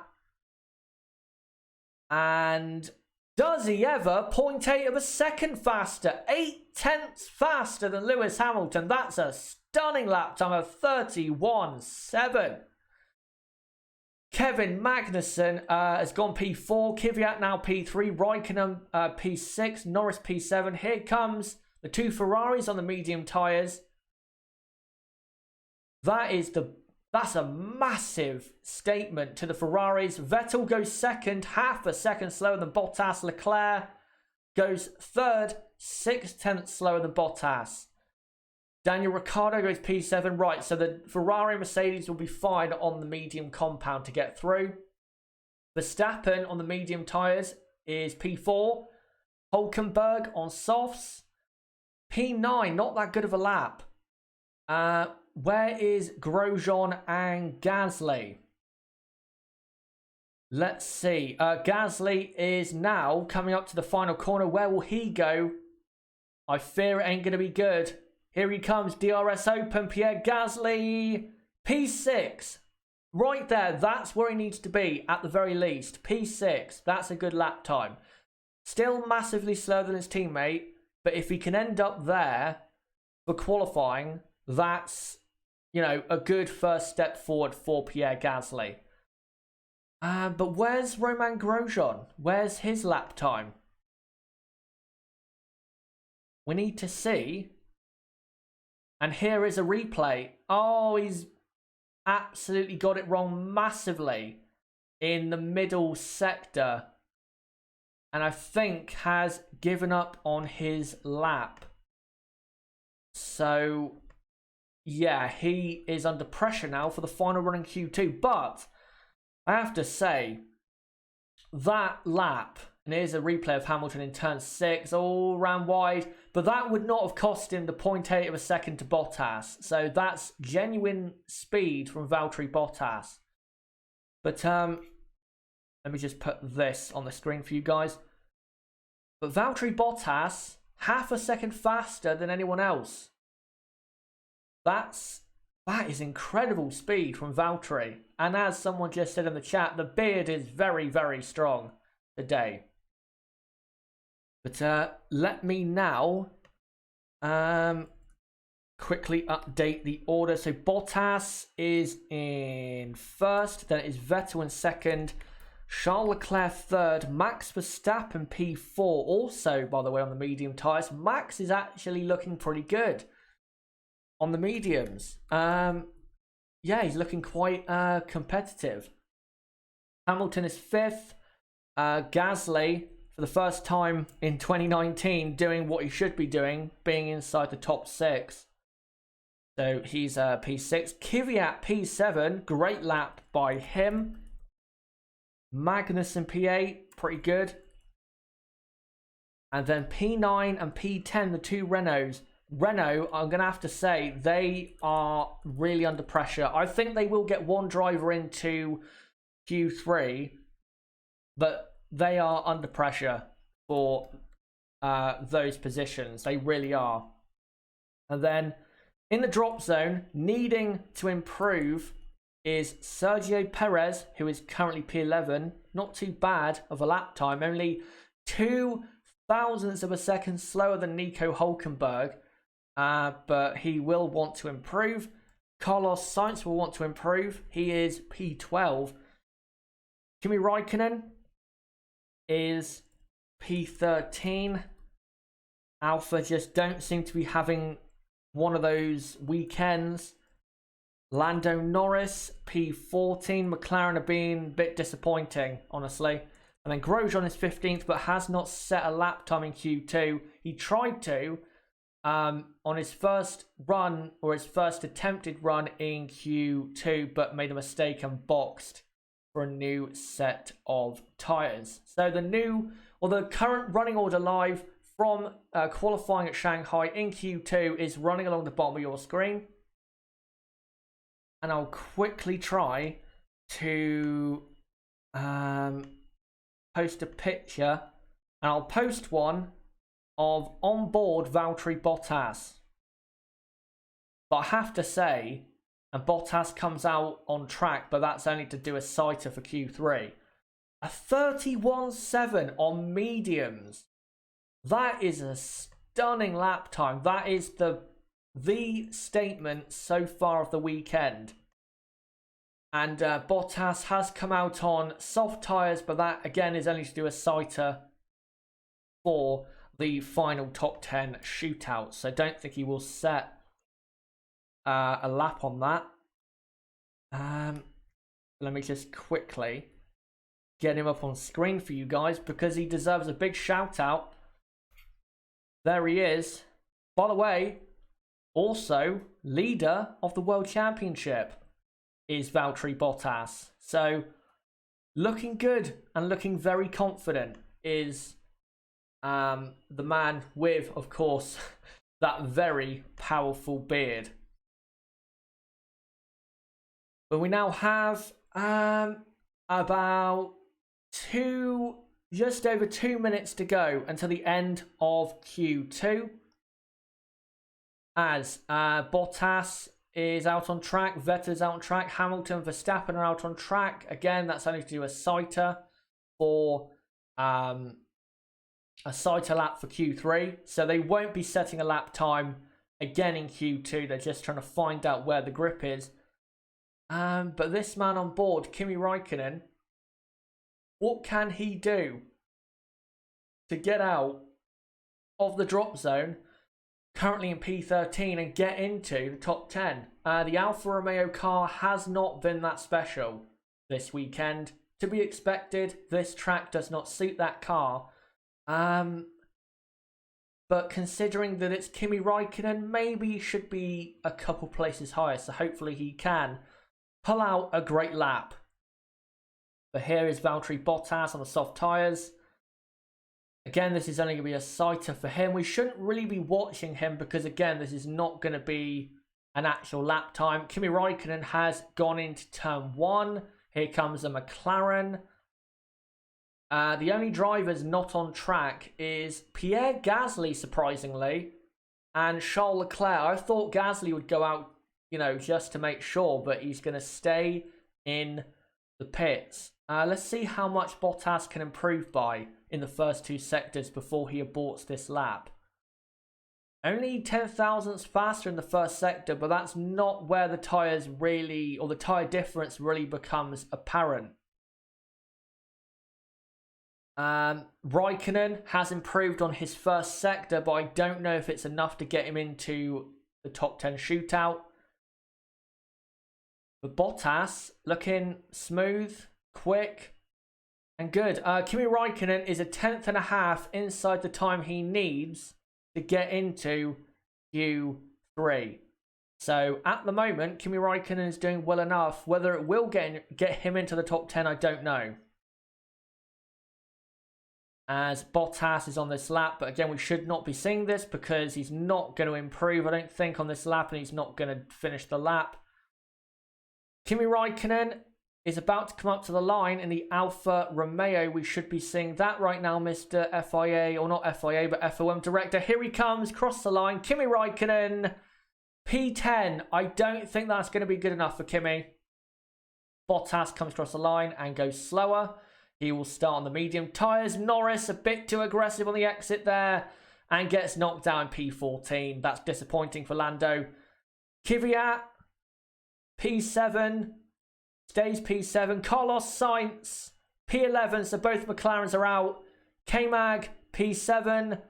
Ricciardo, P8. So Ricciardo's into 8th. Romain Grosjean into P8. That's a great lap by Roman. So Kimi Raikkonen, Carlos Sainz and Lando Norris so far out of qualifying. Here comes Sergio Perez. P11, he just misses out. Hülkenberg's under pressure. Can he make it through? Yes, he does. Into P7.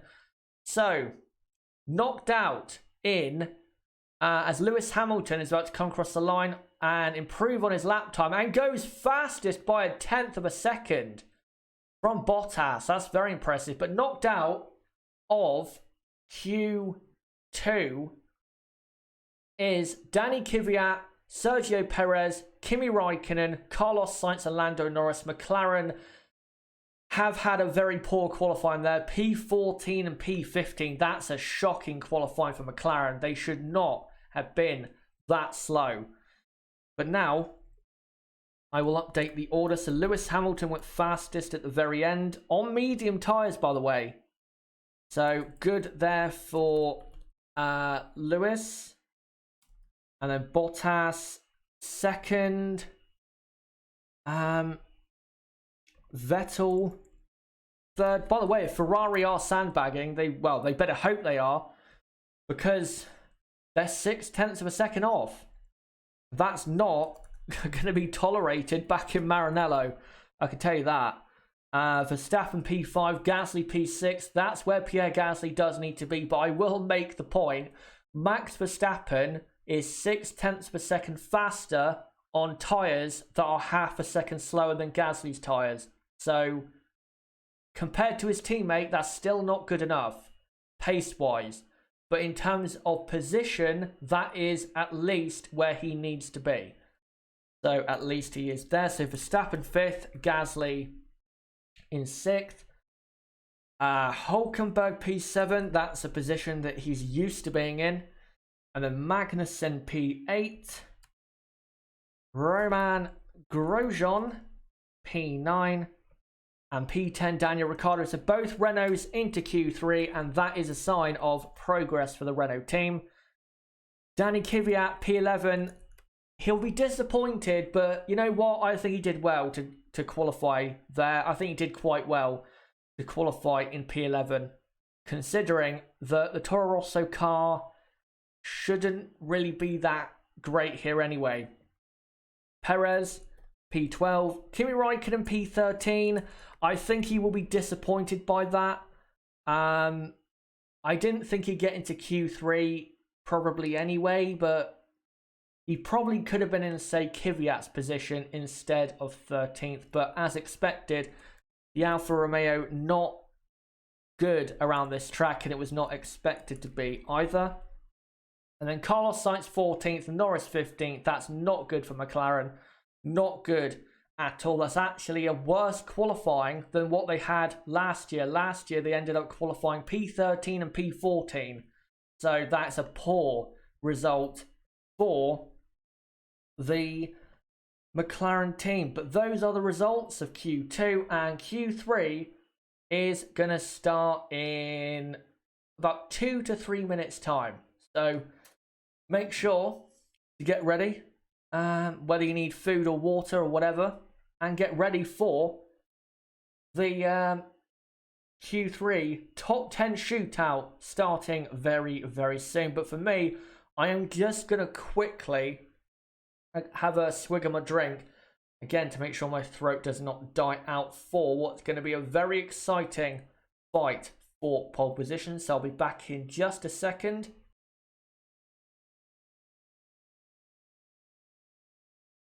Right. So, after what we've seen so far, guys, who do you think will get pole? Are you sticking with your guns and who you thought was going to get pole? Or is your opinion now different because of what Mercedes did at the end of Q2? Let me know right now in the live chat. I'm starting to doubt. I'm going to be honest. I'm starting to doubt Ferrari right now. I don't think they're sandbagging that much. If they are, that's a bit of a worry for Ferrari. I'm going to be honest. But of course, it's not over until the fat lady sings. So we'll see what happens. Let's see what some of you guys are saying as well. I'll try and put a picture on the screen if I can.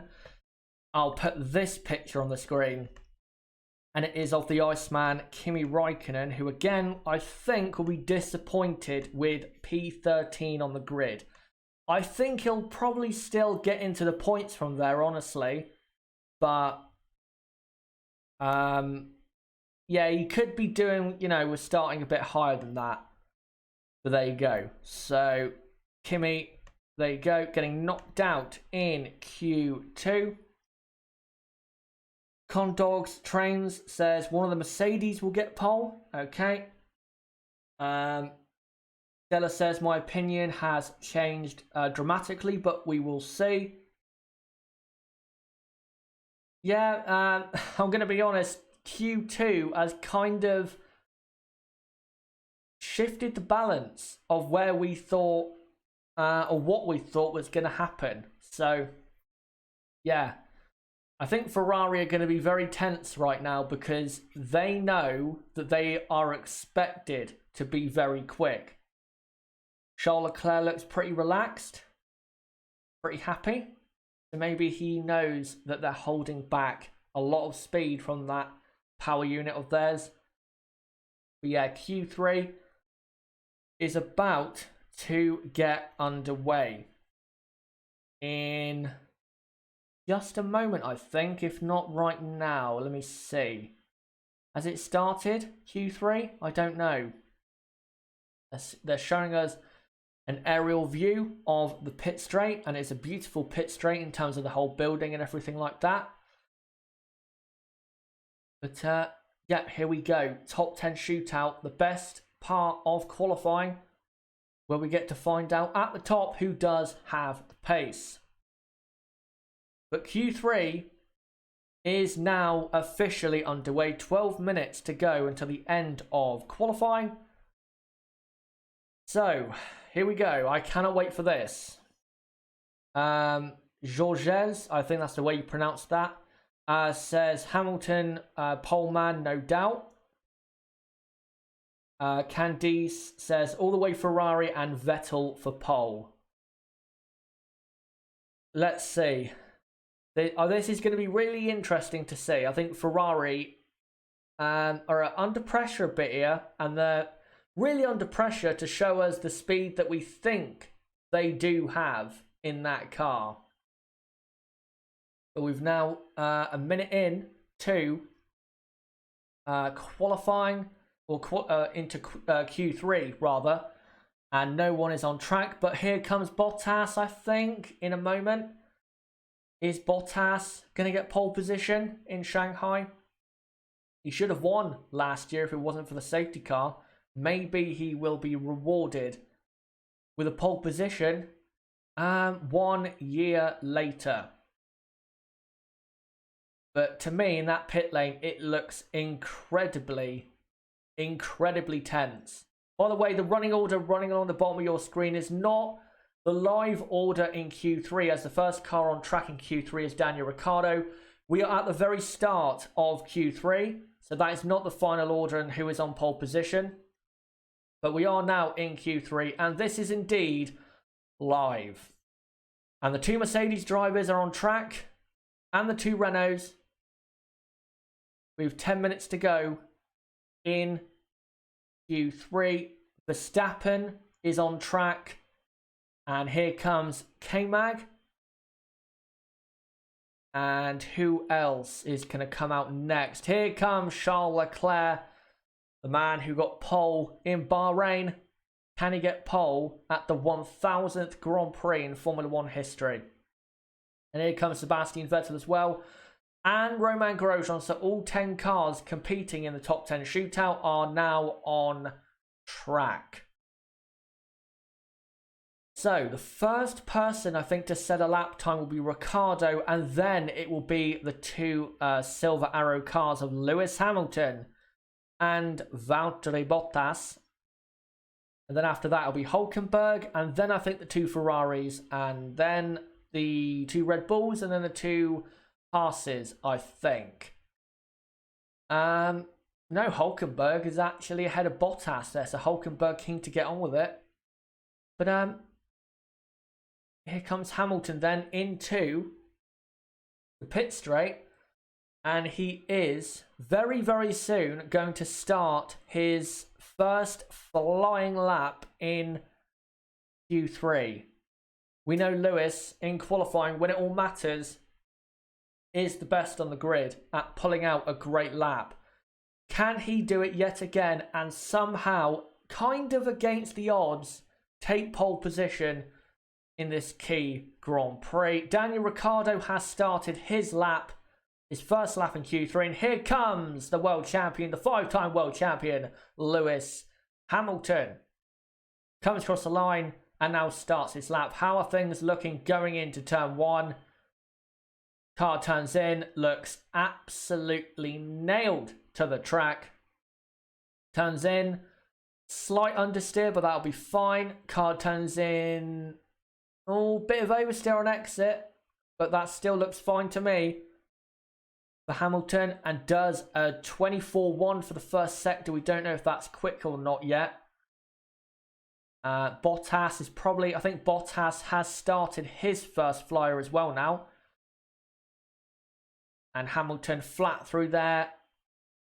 Kind of, well, not flat through there, but a lift and then back on the throttle. Bottas faster in the first sector. I know that. Bottas faster in the first sector. Hamilton 51.3 for the middle sector. Car looking on the edge of grip, but just about fine. Flat through there, turn 12, and now onto the pit straight. Bottas again faster now in the middle sector. So Valtteri Bottas is on a great lap. And now Hamilton brakes for the hairpin very late. And now accelerates. Daniel Ricciardo, first lap time on the board, 34.2. But that's a slow lap time. But now it's about to be smashed by Lewis Hamilton, who comes across the line and does a 31.5. But here comes Bottas in just a moment, who I think is going to absolutely devour that lap time. Opens the DRS, and only by 7 thousandths of a second, he is a James Bond ahead of Lewis Hamilton there. Here comes Max Verstappen. Good lap, only half a second off in P3. Charles Leclerc, he must hope that the power has given him what he needs in the final sector. Here he comes. Half a second down and behind Verstappen. Vettel, though, goes up to third, but half a second down. So it is genuine. Mercedes have the pace. We do have one lap to go in Q3, but Ferrari don't have the speed when it matters, and those mechanics at Ferrari look like they are absolutely distraught with what's just happened there, because they're half a second off. Half a second off, and this is the team we thought would be half a second ahead, maybe. What an absolute shock to the system. So Valtteri Bottas, as I said, a James Bond ahead of Lewis Hamilton. And then Hamilton third. By the way, this qualifying session at the top is basically similar to Australia. Ferrari just don't have the pace. And Max Verstappen right now splitting the two Ferraris, and he has a chance to finish up in third. If Max can get into third, that's vital for tomorrow's Grand Prix and maybe later on in the season, the World Championship. Yeah, Verstappen, after the first run in Q3, is in fourth. Gasly is sixth, by the way. Charles Leclerc is P5, then Gasly sixth, Hulkenberg seventh, Daniel Ricciardo eighth. By the way, Nib just let me know that Ricciardo's time was on an old set of soft tyres, so that'll explain why he is 1.4 seconds slower than his teammate. And then Grosjean and Magnussen are 9th and 10th, but have not set a lap time yet in Q3. So, really, the fight for pole position is between Valtteri Bottas and Lewis Hamilton. The two Ferrari drivers, they're out of this. Surely. There's no way they're going to find half a second, unless they're still sandbagging, which I severely doubt. There's no way they're going to find half a second. So, it's all down to Valtteri Bottas and Lewis Hamilton. The two men, by the way, who are separated by just 1 point at the top of the World Championship in Valtteri Bottas' favour. So this is an important mental test for Valtteri Bottas, if he is to contend for the World Championship. Can he topple Lewis Hamilton in qualifying? Something he has not done for quite a long time. I think since Russia in 2018. Not too long ago, but still quite a few races ago. But I think Ferrari are in trouble here. 0.4 of a second down with Vettel, and then half a second down with Leclerc, and Verstappen is splitting the two Ferraris right now. Who would have seen that coming? Who would have seen that coming? I definitely did not see it coming. But yeah, Ferrari may have the power down the back straight, but I don't think they have the grip. And I think that's something that is becoming quite apparent in 2019. Ferrari have the power, Mercedes have the grip. There's Bottas, who right now, with 2.5 minutes to go in qualifying, is on a provisional pole position by 0.007 of, or 0.007 of a second. But here comes the two Silver Arrow cars who are about to duke it out for pole position. And the two Ferrari drivers who now have to try and protect themselves from Max Verstappen. Who would have seen that come in? Two Renaults on track, two Ferraris, two Red Bulls, and two Haas's. We have, all 5 teams there. There's no odd one out, which is a bit weird. But this is going to be interesting. And I hope for Valtteri Bottas, I kind of hope that Bottas gets pole, because I think we need him to get pole to, to make the battle between him and Lewis Hamilton as interesting as possible. So hopefully Valtteri does not choke up when it comes to that final moment in qualifying. Valtteri tends to be at his best in qualifying, but so does Lewis, and Lewis is one of the best qualifiers in Formula 1 history, so he has a tough task ahead. And Lewis Hamilton has 6 pole positions at this track. If Valtteri gets pole, it's going to be a kind of an underdog story, or a kind of a miracle, honestly. Because Lewis Hamilton, you'd have to say, is, even though he is second going into the final lap, Lewis Hamilton is odds on to get pole position because it's Lewis Hamilton. So, here we go. The two Mercedes drivers will be the first drivers to set their laps. Then it will be, I believe, Charles Leclerc. Then it will be a Red Bull. I don't know which one, though. Then it will be a Renault, then Vettel, then another Renault. So Hamilton will go before Bottas, just like they did on the first run in Q3. But here comes Lewis Hamilton with half a minute to go in Q3. And he starts his final lap. Can he get a 7th pole position in Shanghai? Let's see. Goes into turn 1. Car looks very, very good. Let's see how he does at the end of the first sector. Now turns in and runs slightly wide, but that won't cost him any lap time. He's just widening the track as much as he can. He is 0.06 of a second up so far on Bottas, but I think that he ran slightly wide. I don't know. Bottas, though, slower than his best lap time in the first sector. Very interesting. This is going to be so close, I think. Unless Lewis did carry good speed on the exit of turn 6. Here comes Hamilton, end of the middle sector. And he's a 10th up. I think here Hamilton is in the pound seat to get pole. Bottas, though, has improved his middle sector and done a faster middle sector by 0.08 of a second. This is going to be so close as Hamilton now on the back straight doing 300 kilometers an hour, even faster than that. Down to the hairpin. Brakes so late in that car. Turns it in. Car looks almost perfect. And now comes up to the final corner. Swings it in. And opens the DRS. And Lewis Hamilton does not go fastest. Lewis Hamilton is second. So Valtteri Bottas surely will take pole. He does. He goes faster. And surely he is on pole position. Charles Leclerc goes third. 0.3 of a second off. Vettel goes third. About 17 thousandths faster than Leclerc. Verstappen is fifth. Verstappen has disappointingly finished in fifth there. Ricciardo has ended up P7 ahead of Hülkenberg by 4 thousandths of a second. Gasly is 6th. Magnussen and Grosjean, no lap time set in Q3, 9th and 10th.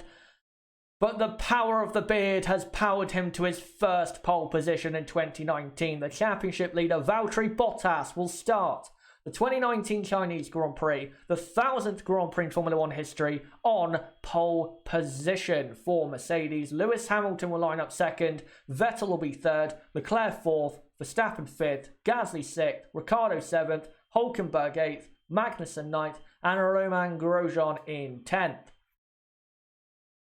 But there you go. Qualifying is over. And it is Valtteri Bottas by 23 hundredths of a second getting pole. And I have to say, I'm very, very happy for the guy. I really am, because, you know, again, as I said, during the Australian Grand Prix, he was doubted so much. People were saying that he was definitely going to, and what's this? Between Vettel and Verstappen. Was this Verstappen or Gasly? I don't know what's is that Verstappen? Who is this? This is Max. And Max, I think, wanting Sebastian to go through, and that's what Max wanted Sebastian to do. But, you know, the guy has had so much criticism against him, and it's great to see that he's responding exactly how he should. One person right now who's not going to be happy, of course, is Esteban Ocon. Oh, and that's messed up Max Verstappen a bit, because he had a compromised entry to his lap. Oh dear for Red Bull. That's terrible. That's a very bad communication between the Red Bull drivers there and the Red Bull team, to be honest. To be honest, that's kind of the engineer's fault. But there you go. But yeah, great to see, considering the criticism the guy has got in the last few months. And that is his first pole at this track, and his first pole position since Russia in 2018. And don't think that, you know, Hamilton is just going to waltz past him tomorrow, because you're looking at, right now on screen, if you're watching the qualifying, you're looking at the man who is leading the Drivers' World Championship. But yeah, hopefully we're in for a great fight tomorrow. But I think one thing we're going to be talking about definitely after qualifying, or after this stream is finished, in the qualifying review, which, by the way, guys, don't forget to subscribe for more content like this, as I do watch-alongs every race weekend, and I will be doing a full 1 hour review live of qualifying at 11 AM UK time, which is in about 3 hours. So don't forget to subscribe and hit the notifications bell for that. But one thing we will be talking about is, where was Ferrari's pace? Not half a second off, but a third of a second off when it mattered. That, I'm sorry, that's not good enough considering what we were expecting. So Ferrari have really, really disappointed. Not good enough at all. But right, let me read out your comments and get your reaction to what has happened in qualifying, as we always do, in the following moments after the session has finished. And that's interesting, as Nib says. Ferrari are matching Mercedes in the first sector, but then losing time in the second sector, which I don't think is a surprise, because that is where the fast corners are. Where Mercedes are normally very good. But the third sector, where you'd expect Ferrari to be good, they're also losing time there. So, yeah, not good enough for Ferrari, and very disappointing, as Benno Raj has just said in the live chat. Let me just find some more comments here. Congrats, Bottas and Lewis. Count Blas says, damn good job from Bottas and Hamilton. Indeed. By the way, the session has officially finished. The results, the running order that is running along the bottom of the screen, that is the final order of qualifying for the 2019 Chinese Grand Prix. That's the final running order and the grid for tomorrow's race. And it's going to be a good one. I think we're going to get a good race tomorrow. Maybe not as good as Bahrain, but it's still, I think, going to be a good one. But, right. Let me look at some comments from you guys right now in the live chat. I'm going to react with you guys for the next 20 minutes or so to what's happened, and then I'll come off this stream and then get the qualifying review ready for you guys. Yeah, at 11 AM UK time. Astro Stevo, no penalties likely. No, I don't think there will be penalties. Albon probably will take a penalty, but he's at the back anyway. So, yeah. But there you go. Tonka Toy Truck says, interestingly, Vettel cuts in line in Q3 again. What a dick. I want to see more replays of that, because it was a bit weird. I think people, some people wanted to slow down and be the last to set a lap time, and some people wanted to really get on with it. It was kind of a miscommunication between drivers, but also I think Red Bull miscommunicated exactly what they were, trying to do for space on track and stuff like that. So I think miscommunication at Red Bull, especially between their two drivers. But at least for Red Bull, P5 and P6 as a team, I think they're looking pretty good for tomorrow. And I think Max has a good chance of a podium from P5. Gasly, not so much. I think Gasly will be racing with the two Renaults behind, and probably the two Haas's if they have a good enough start.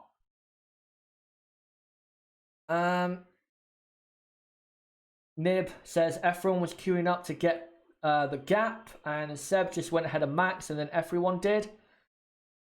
Yeah, again, it's kind of that thing, some people like to wait to the back of the pack to go for the final lap or the final man to cross the line, and some people like to just get on with it and set their lap. So it's kind of, a difference in philosophy, I guess. But I'll quickly now get this picture up of your pole man in Shanghai, Valtteri Bottas.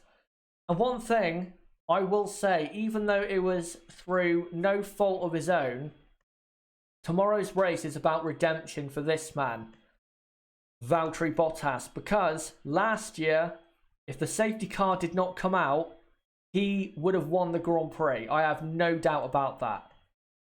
So he will be looking to get the result he deserved to get in 2018. And don't count him out, because look at last year. Last year, he out-qualified and out-raced Lewis Hamilton quite comfortably. And he could do the same again. So do not count out Valtteri, of course, powered by his very strong beard to pole position. But yeah, don't count him out in winning the Grand Prix, because I think he has a great opportunity at doing so. Let me now read out some more comments from you guys. NN says or asks, Mercedes had a big race pace advantage on Ferrari, right?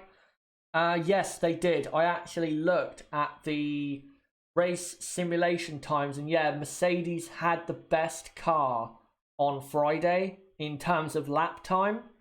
And then it was Ferrari and Red Bull who looked quite close to each other. Basically, it was kind of similar to Melbourne. You had Mercedes out front and then Ferrari and Red Bull kind of close to each other. So, yeah, Mercedes are looking incredibly strong for the Grand Prix, and I can't believe I'm saying this. They're the favourites for the race win tomorrow, no doubt about it. They look very strong, and they really should win the Grand Prix tomorrow with the pace that they have shown. By the way, Mr. DJ Forever, they are using the legal one, not the one that was disapproved by the FIA on Thursday or Friday. Something like that. Yeah, for the next 15-20 minutes, I'll react with you guys to what has gone down in Shanghai. The running order, again, is running along the bottom of your screen. So if you want to know what the running order is, there you go, it is right there. Valtteri Bottas is on pole from Lewis Hamilton second. Third is Sebastian Vettel. Fourth is Charles Leclerc. By the way, Gina, you're not going to like the results of qualifying, but yeah, Vettel third, Leclerc fourth, and Verstappen and Gasly, Ricciardo and Hulkenberg, and K-Mag and Grosjean. That's the top 10.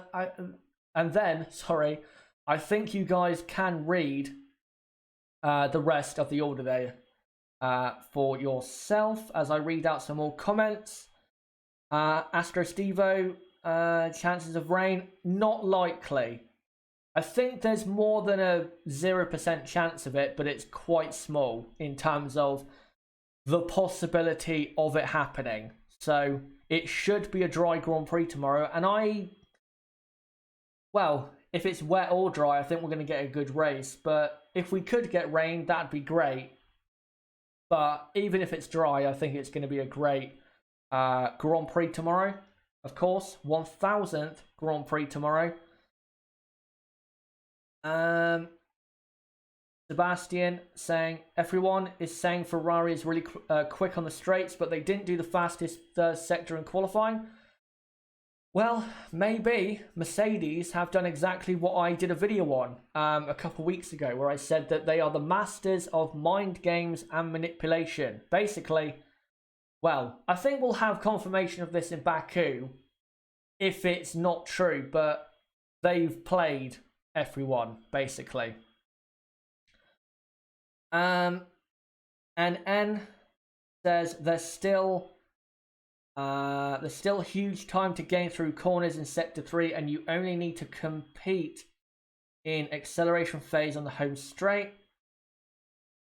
E7 suspect, why was Seb so angry after qualifying? The reason is Ferrari expected to be on the front row, or at least get pole position, and they're on the third row, a third of a second behind their main rivals. So they're going to be tearing their hair out right now, thinking, how on earth have they gone and done it again? How on earth have they gone and got the front row and played us again. Well, it's because they are the world champions and they are mentally strong and know exactly how to play the game. We all know what game that is. I'm looking at Vettel's quotes from right after qualifying. He's not happy with the result. I think he's happy with his say driving. Like, he thinks he got the best out of himself. But with the result, he's not happy, if you know what I mean. But he's not, absolutely distraught, kicking the motorhome down or anything like that. But there you go. Gina, did Ferrari turn down the engine again because of some issues? No, they haven't. I think it's because, I know Mercedes were faster in the final sector, but I think the Mercedes car just is better aerodynamically around this track. And if you look at the track, the first two sectors are about grip. The only sector that is mainly about acceleration is the final sector. The first two sectors is about grip. And to me, Mercedes look to have aerodynamically a better car than Ferrari do. And Ferrari look to have, say, lower drag and say more setup for straight line speed than the Mercedes are. And also, as Tonka Toy Truck says, this is a very technical track, and that's why Red Bull are a lot closer to the top than they were in Bahrain, because Bahrain is a power track for sure. I wouldn't say Shanghai is a power track. It has a long back straight, but the first two sectors are dominated by corners. But Bahrain, power track. Shanghai has a long straight, but it's a lot more about aerodynamics and grip. And that's why Ferrari, I think, have dropped back. And that's why I think Mercedes and Red Bull have got closer to Ferrari, if not ahead, with, certain drivers. Right, let me read out some more comments here. Nib makes a good point, I think. Got to remember you need a good run onto the long straight, which requires good aero, probably why Merc aren't so poor in the last sector. Yeah, true. That is true. So, and that final long sweeping, I think turn 12 it is, onto the back straight. If you have a car that's poor grip wise, you're not going to optimize your speed on the straight. You need a good run on that straight. If you have a poor run, most times out of the amount of times you try, then you're not optimizing your speed.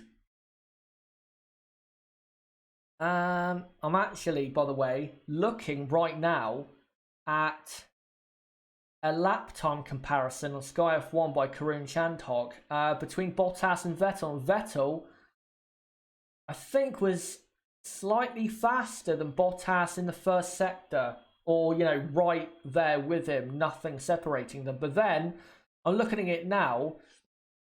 When they get to turn 7, the Mercedes is so much better in that left-hander than in the right-hander. Again, way better. So yeah, once they get to the middle sector, that's really where the Ferrari loses a lot of time.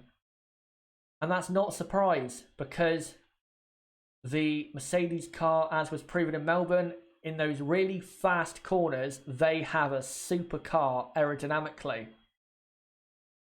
And the middle sector in Shanghai is very fast, very fast. It's a lot faster than the first sector. The first sector is slow corners, the middle sector is fast corners, and then the final sector, in terms of corners, it's more so on the slow side, but the speed you carry in the final sector is very quick. And I'm actually looking now at the turn 12, and yeah, Vettel went a bit wide.